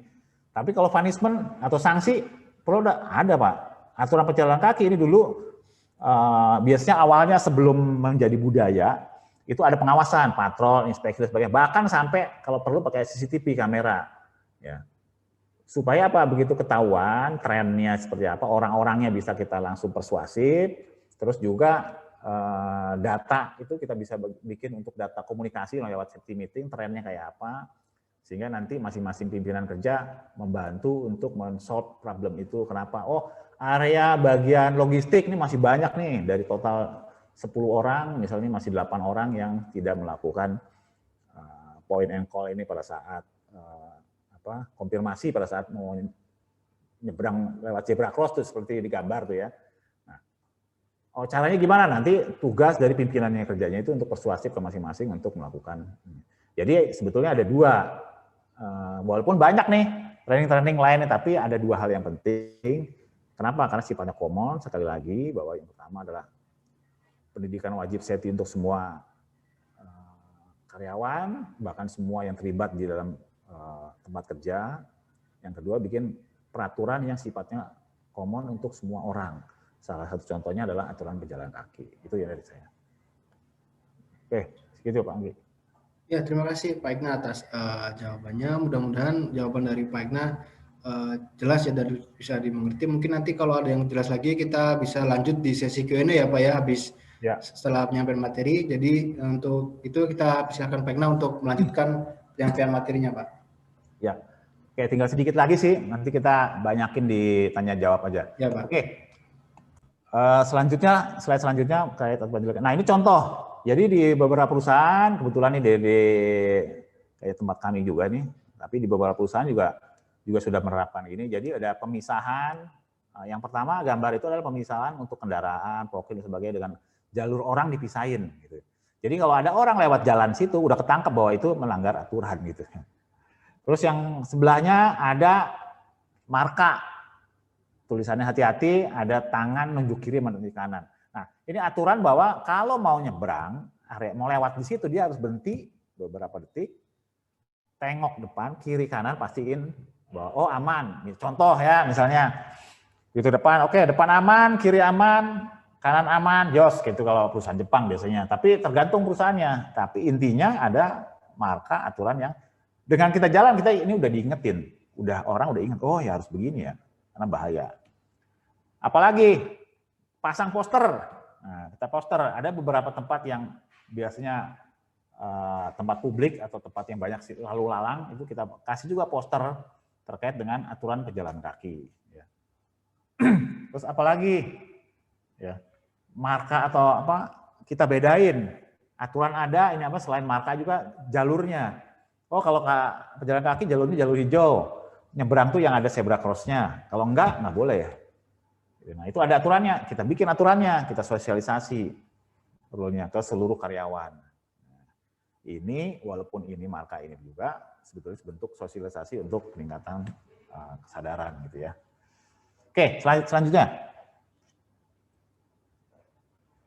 Nah ini ilustrasi juga kalau kita nyebutnya budaya 5 KPI pejalan kaki. Nah Ibu tadi yang menanyakan ke kami terkait dengan kalau di perkantoran di office itu kayak apa? Contoh, saat naik turun tangga harus memegang handrail.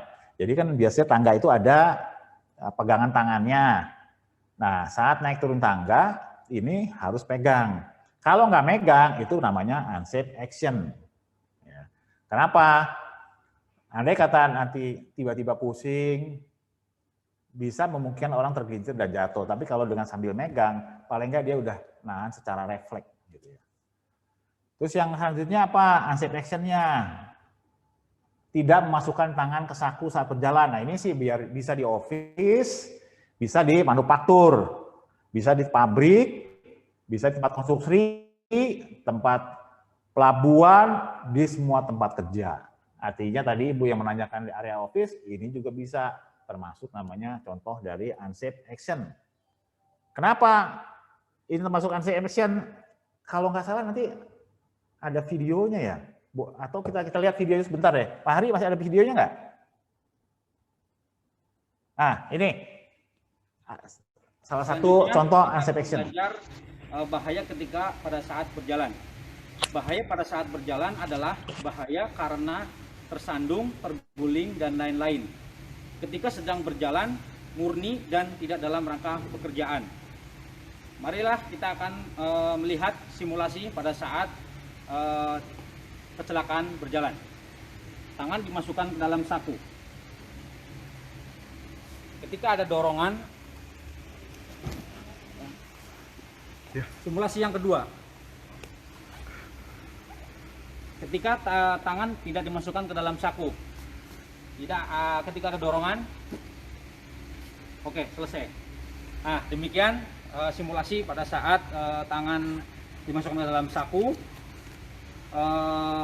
bisa terjadi kecelakaan. Terima kasih, sekian. Oke, balik ke slide yang tadi.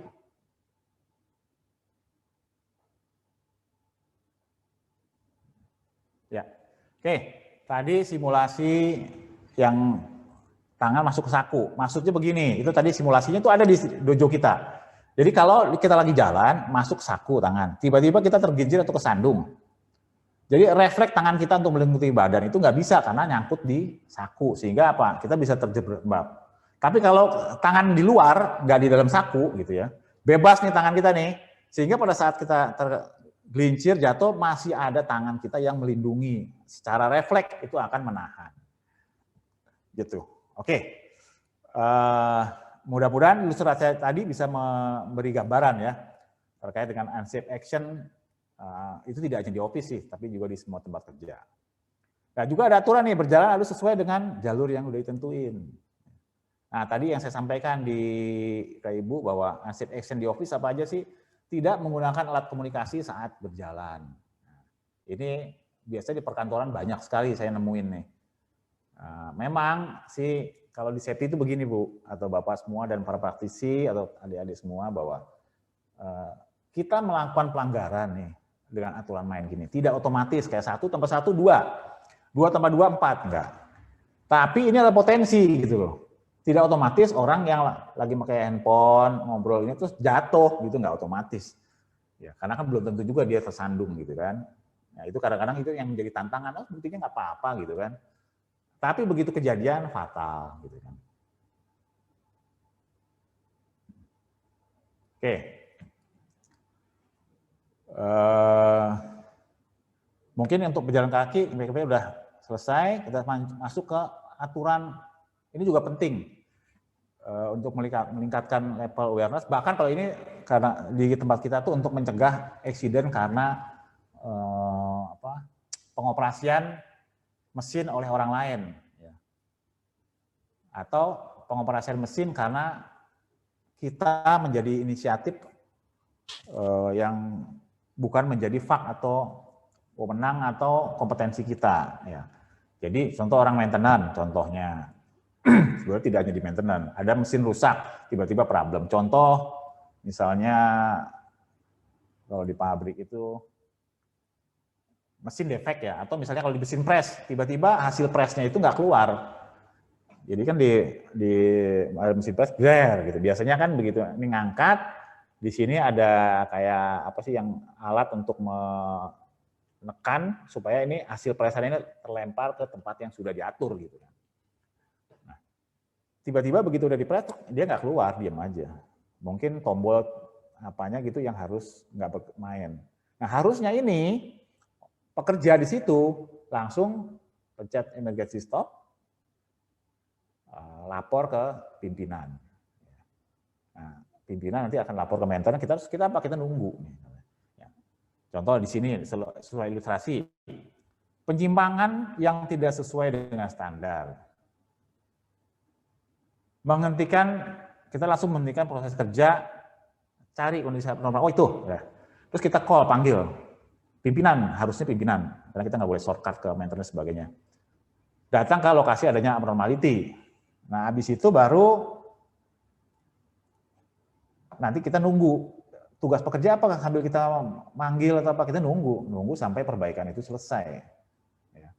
Selesai, dinyatakan oke, misalnya orang maintenance bilang oke, udah sip, udah baik.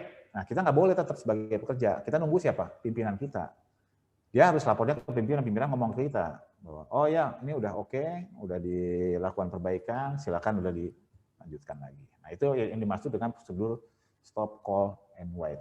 Ini juga salah satu prosedur yang sangat penting di dalam kita terapkan di lingkungan kerja. Ya. Sama, di office ada nggak? Nah ini kan ada orang office nih kadang-kadang nggak susah ya. Safety itu banyak kan ke industri. Di office juga ada, contoh misalnya mesin fotokopi mampet. Nah, susah, dengan jalur normal udah nggak bisa diapa-apain. Akhirnya kadang-kadang ada yang berani bongkar mesinnya tuh narik-narik kertas di dalam tanpa safety prosedurnya dia ngerti. Nah ini juga unsafe action juga, termasuk ke harusnya dia pakai SCW juga, stop, call, and wait. Jadi kita, udah kayak gini ya berhenti, kalau memang udah sesuai ininya nggak bisa, kita berhenti, kita lapor ke petugas untuk itu diperbaiki. Kita nunggu sampai itu selesai. Nah, stop, call, wait ini untuk menghindari kita yang tidak punya kompeten untuk melakukan perbaikan atau penanganan terhadap anomali tersebut, kita coba melakukan. Nah itu tujuannya. Ya kita harus mematuhi ini. Di beberapa perusahaan kalau ini nggak dipatuhin, terus tadi problem biasanya SP3. Nah ini tadi ya Bapak tadi kan ada yang ngambil sanksi, efektif nggak? Ya tidak hanya sanksi, harus yang lain. Nah, kayak gitu tadi. Begitu dia ketahuan defek terjadi akibat dia melakukan perbaikan yang bukan kompetensinya, itu bisa kena SP3. Bahkan mungkin kasus-kasus tertentu fatal bisa menimbulkan PHK. Tapi itu sanksinya. Yang paling penting adalah jangan sampai kita yang kerja nggak punya kompetensi melakukan perbaikan, bukan yang lain yang rugi, kita sendiri rugi. Misalnya tiba-tiba mesin presnya bergerak, kena tangannya kita lah, kena kakinya kita, bahkan kena badannya kita. Akhirnya apa? Pekerja itu sendiri yang rugi. Itu kenapa SCW harus ada. Oke, slide selanjutnya. Nah, ini kayaknya udah mau habis nih materinya, nanti kita masuk ke sesi tanya jawab. Nah, peran praktisi. Ya kan? Nah, di sini sebetulnya tidak hanya praktisi. Nah, tapi saya karena banyak yang praktisi, saya sampaikan dari praktisnya dulu. Yang pertama adalah membantu di dalam tempat kerja ya, di dalam kita menerapkan atau meningkatkan kebudayaan karyawan lah ya. Membantu perusahaan dalam urusan kebijakan K3 pastinya. Kenapa? Ya, karena memang kita sebagai praktisi K3 harus menginfluence ke top manajemen. Kayak tadi kan saya gambarkan di awal bahwa dasarnya, pondasi yang harus paling kuat adalah top manajemen. Karena safety itu harus top down. Harus atasnya dulu, baru sampai bawah. Itu berdasarkan pengalaman selama ini. Jadi kalau bawahnya aja yang aware, yang peduli, atasnya enggak, itu akan membentur. Jadi akan frustasi praktisi K3 itu. Ya. Jadi harus membantu meluruskan kebijakan K3. Yang kedua, membantu P2K3 dalam membuat program kerja. Kenapa kok saya sebut P2K3 sih? Karena kalau P2K3 itu, ya, sebetulnya syarat dari pemerintah. Jadi kalau karyawannya udah 100 orang lebih, itu harus punya P2K3. Karena ini atau media untuk organisasi yang harus menerapkan K3 di tempat kerja, organisasi independen. Pertanyaannya, kalau kurang dari 100 gimana? Ada aturan mainnya. Kalau kondisinya bahaya, proses kerjanya bahaya, tetap wajib. Ya. Terus ngalokin apa lagi? Promosi, sosialisasi kebijakan. Nah, kebijakan tadi udah kita bantu rumusin, praktisi K3 itu harus melakukan sosialisasi kebijakan. Kebijakan ini ke seluruh karyawan. Terus bikin standar, nah harus menjadi leader dalam membuat standar atau peraturan K3. Ya, karena memang itulah tugasnya dari praktisi K3 yang notabene biasanya adalah sudah mengikuti ahli K3 umum harusnya ya, karena itu persyaratan dasar. Yang selanjutnya adalah mengembangkan sistem dan program pelatihan bagi K3 bagi pekerja. Nah, bikin programnya melakukan TNA, training need analysis terkait dengan masalah safety.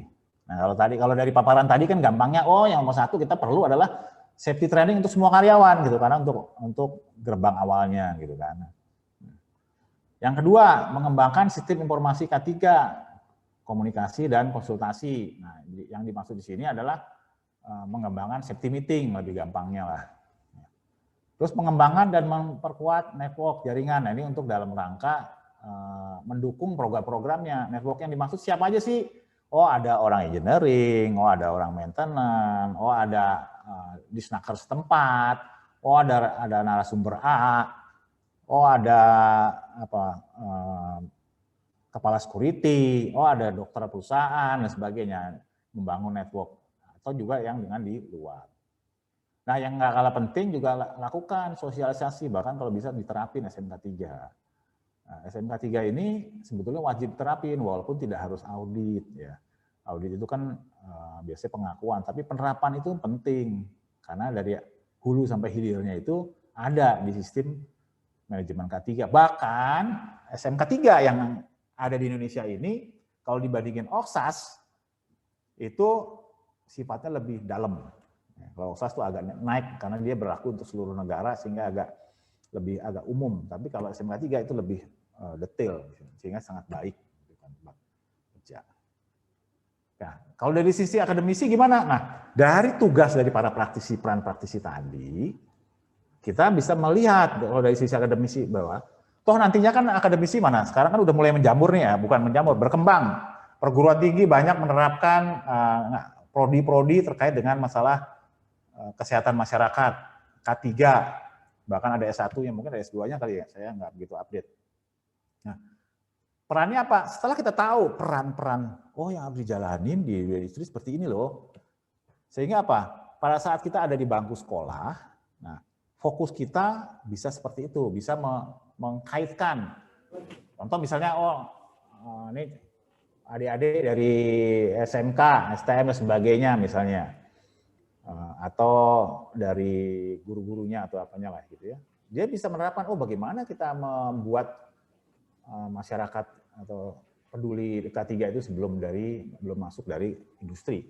Oh dari sekolahannya, nah kita terapin, kita bikin, kalau perlu bikin dojo di SMK itu. Oh bahaya-bahaya K3 ini supaya dari kita udah masih aware. Nah terus kalau dari akademisi, perguruan tinggi, bahkan perguruan tinggi harusnya menerapkan SMK 3 supaya membudaya mulai dari bangku sekolah sehingga apa? Pada terjun ke dunia industri, kita tahu udah siap gitu kan.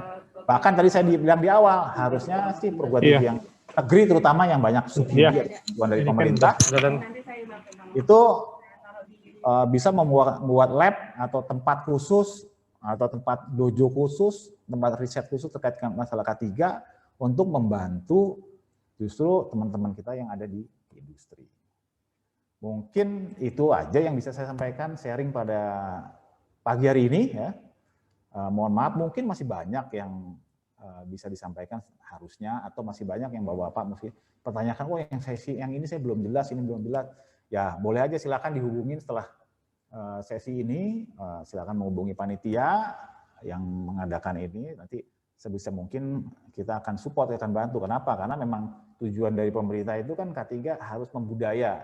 Jadi nggak ada yang namanya sifatnya rahasia atau apa, jadi memang harus sama-sama kita bangun gitu K3 di industri kita dengan sebaik-baiknya. Mungkin itu bisa saya sampaikan. Saya Ikna dari praktisi K3. Terima kasih atas perhatian bahwa semua, atas kontribusinya untuk ikut ini. Mudah-mudahan apa yang sedikit saya bisa sampaikan di sini bisa menjadi bahan referensi yang cukup ya untuk teman-teman di praktisi maupun di akademisi. Demikian, selamat siang. Terima kasih.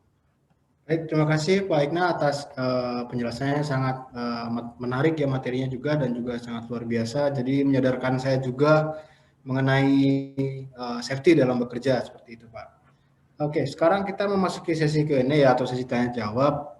Sama penjelasan tadi sebenarnya sudah banyak pertanyaan yang masuk melalui chat Zoom Pak.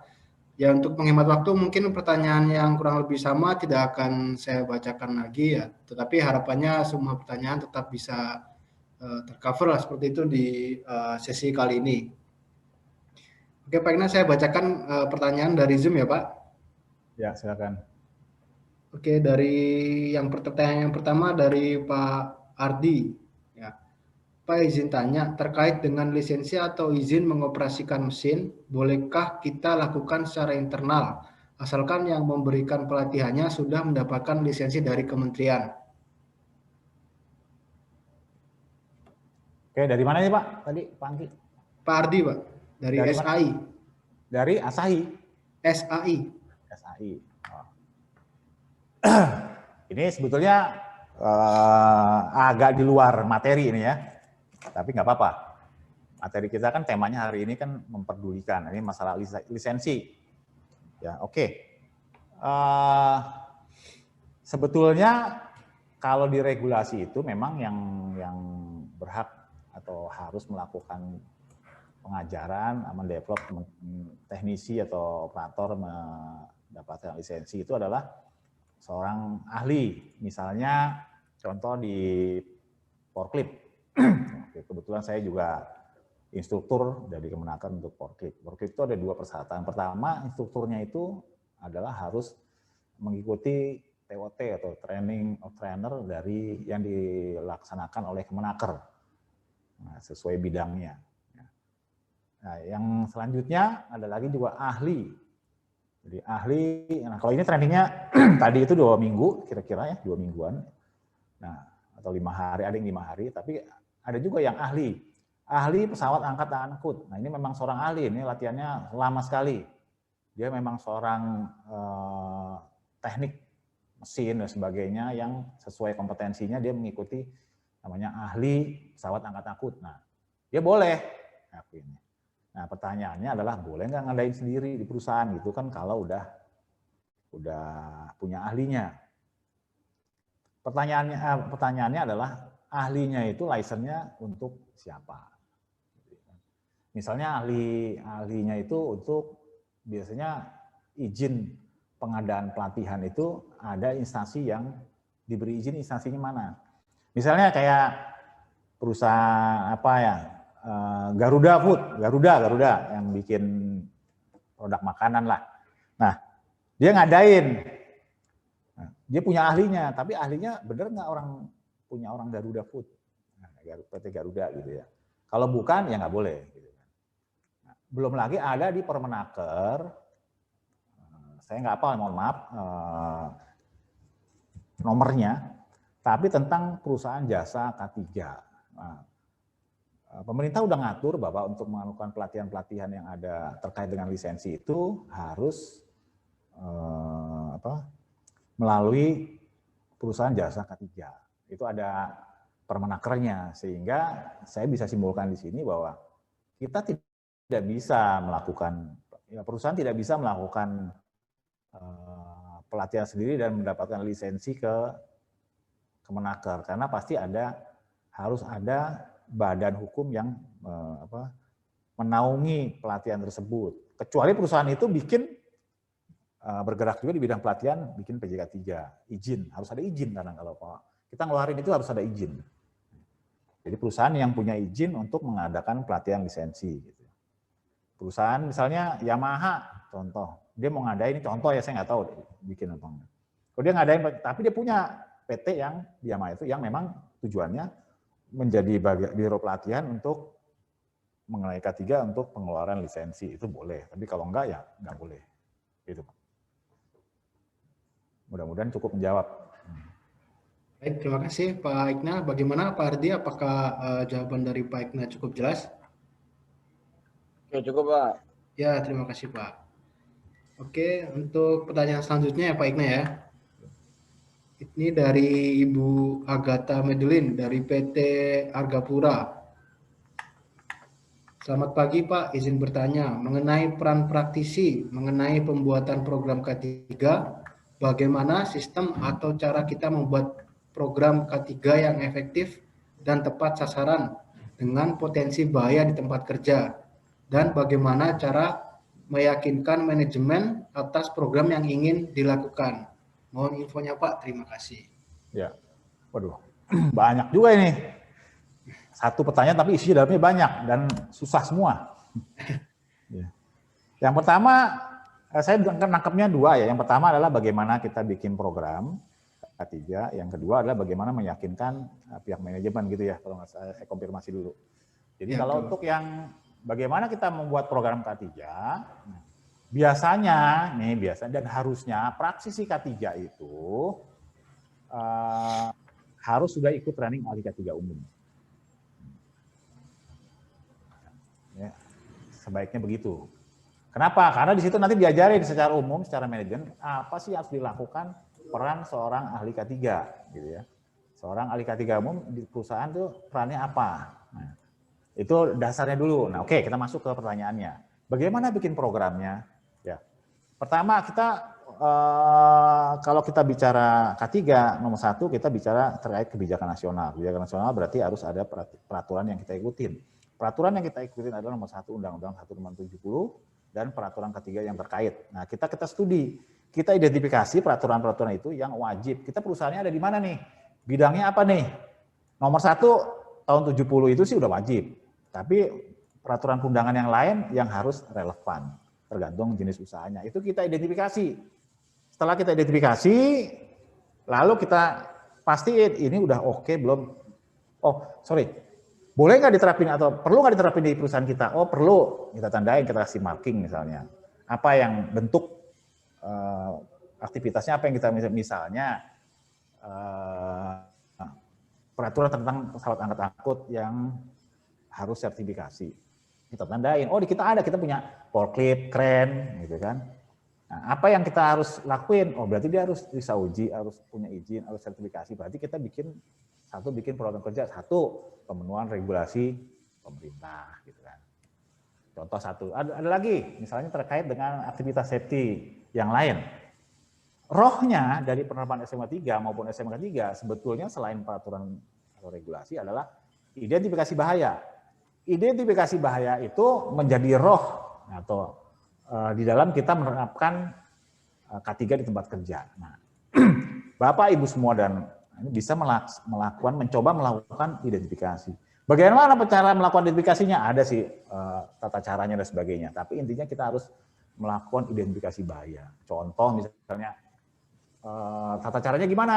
Contohnya yang paling gampang adalah kita list, kita inventarisir, kita kumpulin, kita gathering data-data semua terkait dengan proses kerja.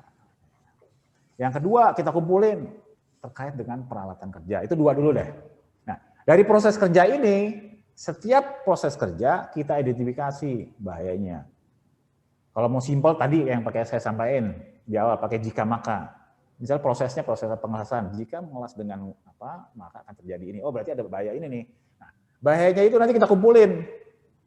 Nah, Dari kita kumpulin, kita analisa, kita bikin program kerjanya pengendalian bahaya dengan menggunakan hierarki pengendalian itu.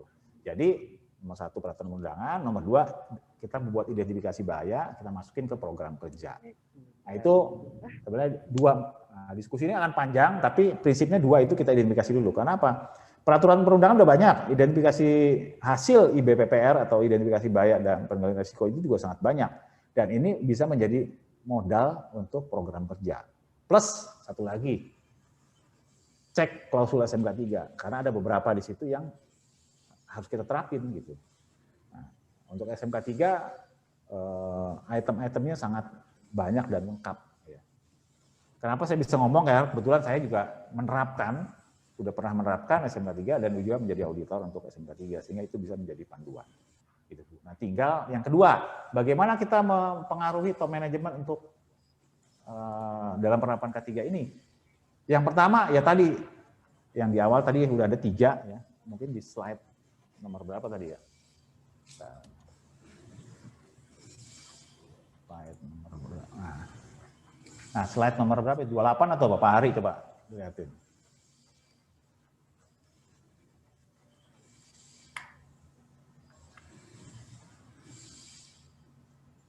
Nomor 28 gitu. Nah, itu yang ada biru-birunya tadi atas lagi atas. Ya, itu. Nah, coba.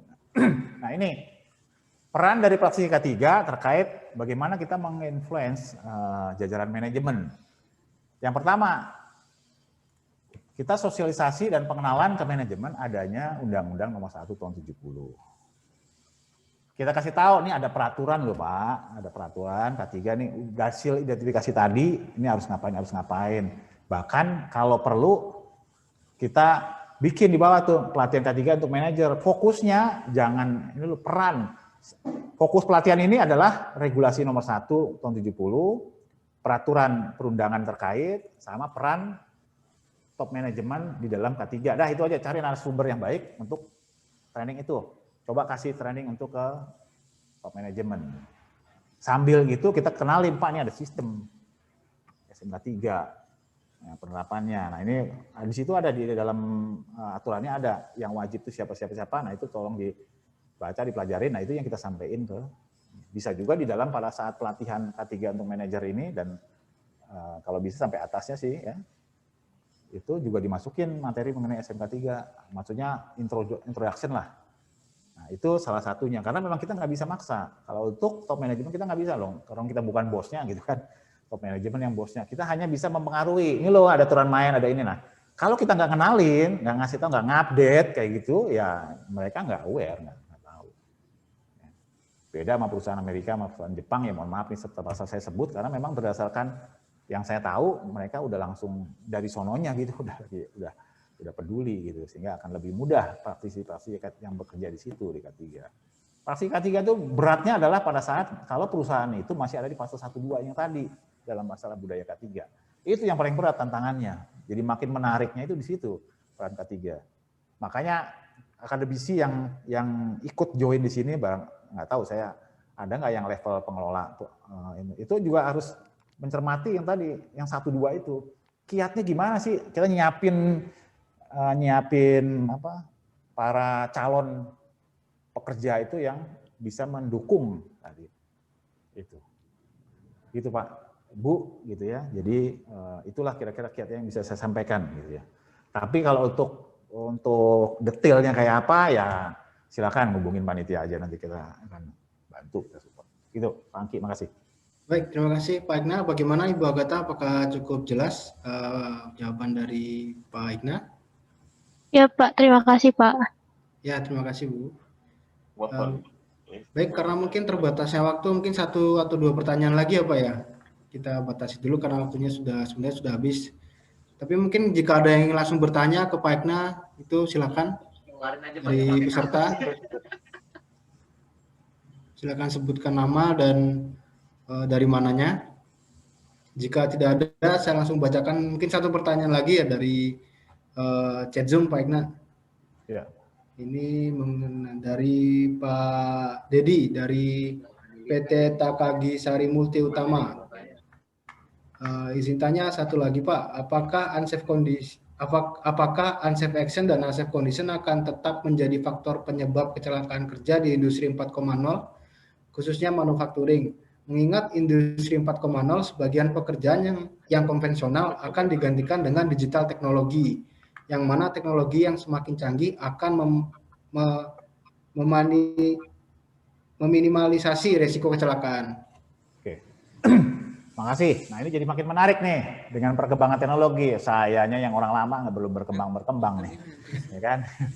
Tapi begini, memang kalau dari apa yang saya dapat ya, yang saya coba studi di beberapa tempat kerja, dengan adanya 4.0, bahkan Menteri Tenaga Kerja dari mulai siapa ya dulu ya, Bu Hanif atau siapa sampai sekarang, dulu Hanif yang pernah saya dengar sih, memang dengan adanya digitalisasi dan sebagainya itu sangat mengurangi, sangat membantu mengurangi untuk apa kan, jadi proses kerja yang tadinya pakai mesin dan sebagainya membahayakan jadi nggak ada gitu ya. Contoh misalnya big data, yang dulu data kita harus ini sekarang udah punya sendiri. Ya. Bukan berarti otomatis dia akan berkurang, tetap masih ada. Kenapa? Tadi saya digambarkan di awal juga, kalau memang semuanya udah seperti itu, baru mungkin kita bisa mengevaluasi. Pertanyaan sekarang adalah, misalnya ada 200 perusahaan, mungkin yang bergerak di bidang itu masih 50%-nya gitu. Masih banyak industri manufaktur yang belum bisa menerapkan hal itu gitu ya. Yang bisa diterapkan di manufaktur terkait digitalisasi atau 4.0 ini kan lebih ke arah bagaimana, contoh kayak ini nih, kayak kita webinar ini termasuk gitu kan. Terus ada lagi mengenai sistem data nih. Tapi kalau proses produksinya, produknya gitu, ya mungkin masih banyak yang belum menggunakan hal tersebut. Tapi bagaimana andai kata itu sudah digunakan, apakah masih ada unsafe action dan unsafe condition? Pertanyaannya pasti masih ada. Karena nomor satu, kalau namanya digitalisasi pasti ada power dong. Power, kita bicara power berarti apa? Listrik. Nah, sedangkan potensi unsafe condition di instalasi dan jaringan terkait dengan listrik tetap pasti masih ada. Lalu yang kedua adalah unsafe action. Tetap masih berpotensi ada. Karena apa? Memang kan kita memudayakan K3 itu kan susah ya. Bukan berarti nggak bisa. Nah, orang, sehingga kita ngontrol orang per orang itu memang sangat susah. Kontrol orang per orang itu sangat susah. Sehingga apa? Dengan industri 4.0 pun unsafe action saya merasa yakin bahwa itu akan tetap ada, karena memang ini kembali ke masing-masing kita sendiri. Makanya perlu tinggal kiatnya tadi Bu, kiatnya Ibu, Bapak, para praktisi dan akademisi semua. Kiatnya tadi yang saya sampaikan ada dua, bikin pelatihan sama bikin peraturan. Nah, pelatihannya makin bergeraknya 4.0 ini, kita lakukan identifikasi bahaya lagi. Karena apa? Yang tadi kan masih yang sifatnya pabrik banget gitu. Tempat pelatihannya, dojonya. Nah, nanti begitu udah berkembang, tugas praktisi K3 itu mengidentifikasi lagi potensi bahaya yang ada di reformasi industri 4.0 itu apa aja sih. Nah, itu kita bikin modul pelatihannya. Terus peraturannya kita bikin. Sama dari hasil identifikasi bahaya, ada nggak rule yang kita bisa bikin untuk kita terapkan di industri 4.0 gitu ya. Memang kalau kita ngomong kemungkinan ada, ya pasti ada. Cuman tadi Bu, kalau di safety, ya, kita harus melakukan identifikasi bahaya. Itu intinya. Dari hasil identifikasi bahaya itu baru kita bisa menentukan ada potensi unsafe condition enggak, ada potensi unsafe action enggak. Itu Bu, itu yang bisa saya sampaikan dari saya. Makasih. Terima kasih Pak Igna. Bagaimana Pak Dedi, apakah cukup jelas? Ya Pak, terima kasih, jawabannya cukup jelas. Berarti harus tetap ada pengembangan di keselamatan kesehatan kerja ya Pak? Ya. Ya, oke. Terima kasih Pak. Baik, terima kasih Pak. Karena terbatasnya waktu, kami mohon maaf ya tidak bisa membacakan semua pertanyaan. Dan terima kasih kepada Pak Igna atas presentasinya yang luar biasa serta kesediaannya waktu untuk menjadi narasumber kami hari ini. Mungkin nanti pertanyaan tidak terjawab mungkin bisa dijawab lewat grup WhatsApp di webinar kali ini ya Pak ya. Karena sangat sebenarnya cukup banyak yang masuk di chat Zoom, cuman terbatas waktu tidak bisa menjawab karena sangat penting juga ini untuk area industri, pekerja industri. Oke, terima kasih Pak Igna. Berikutnya masih ada satu sesi lagi yang mengenai penyampaian program webinar yang akan saya sampaikan. Bisa dibantu share, Mas? Ya, untuk di minggu berikutnya di tanggal 20 November 2020 ya kita ada webinar abnormal manajemen di line produksi yang akan disampaikan oleh Pak Dedi Ambari dari Kaprodi Akademi Komunitas Indonesia di hari Jumat 20 November.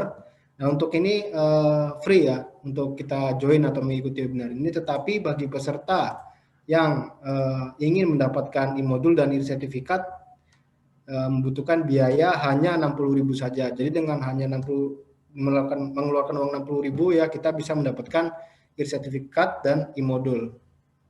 Next. Nah, kita juga ada program training untuk kali ini mengenai program training A3 report ya, nanti tentunya dari Pak Mursid, beliau juga wakil direktur 2 Akti dan juga Asia Pacific Trainer. Nah, untuk harganya memang sebelumnya untuk offline kita 400.000 untuk setting harganya, tetapi karena ini online jadi kita hanya cukup membayar 270.000 saja sudah mendapatkan e-modul dan e-sertifikat dari Toyota Indonesia Academy. Jadi ini menurut saya sangat murah ya, karena dilakukan dengan online. Dan juga untuk info lebih lanjutnya silahkan hubungi Tia Admin di nomor 0812 1195 2080. Nah, karena ini terbatas kuotanya, jadi bagi peserta yang ingin mengikutinya buru-buru untuk mendaftar. Untuk schedule-nya sendiri di hari Senin tanggal 30 November itu ada penyampaian materi, dan di hari Senin 7 Desember nanti ada prakteknya.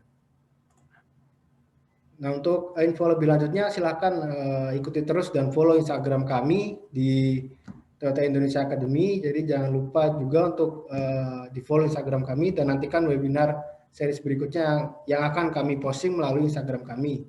Dan kemudian kita juga ada YouTube ya, YouTube Toyota Indonesia. Untuk nama YouTube-nya Toyota Indonesia Academy. Jadi untuk para peserta yang ingin menonton kembali video-video webinar kami yang sebelumnya, ya silakan bisa dilihat di YouTube kami dan jangan lupa di-subscribe.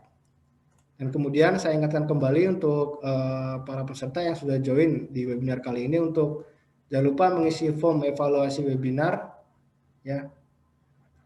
Nanti yang akan di-share di grup WhatsApp. Dan juga nanti di-share juga di chat Zoom, jadi silakan untuk para peserta untuk mengisi evaluasi webinar hari ini.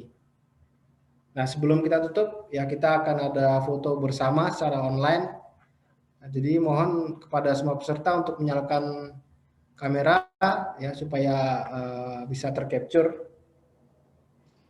Mohon dibantu untuk Mas Hari untuk ini ya teknis fotonya ya Pak ya. Halo Pak Hari, sudah siap? Oke Mas Anggi. Oke, dalam hitungan ketiga bilang cheese ya Bapak ya. Oke, siap ya? 1, 2, 3, cheese.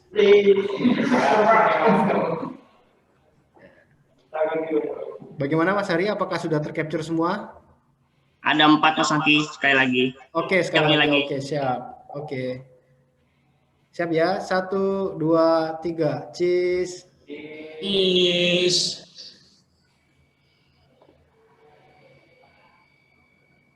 Ya, oke. Yang ketiga ya Mas ya? Yang ketiga. Oke, siap ya. 1, 2, 3, cheese. Cheese. Ya, mungkin yang terakhir nih ya. Halo Mas Ari, sudah siap? Yang terakhir nih ya? Oke. Hitungan ketiga, cheese ya Bapak-Bapak ya. 1, 2, 3, cheese. Cheese. Oke, luar biasa. Ya, saya mewakili panitia yang bertugas menyampaikan mohon maaf atas kesalahan kata dan perbuatan. Akhir kata, terima kasih. Wassalamualaikum warahmatullahi wabarakatuh. Waalaikumsalam. Waalaikumsalam warahmatullahi wabarakatuh. Terima kasih Pak Igna. Terima kasih. Ya, terima kasih Bu. Terima kasih semuanya. Terima kasih semuanya. Yo, sama-sama. Hatur nuhun. Terima kasih semuanya. Ya, terima Terima kasih Pak. Ya. Ya, Assalamualaikum. Waalaikumsalam. Mana? Oke kan? Oke. Oke, yang 34, 35. Resultnya udah diukurin semua. Iya begitu, sesuai instruksi gue berarti. Hasilnya mana?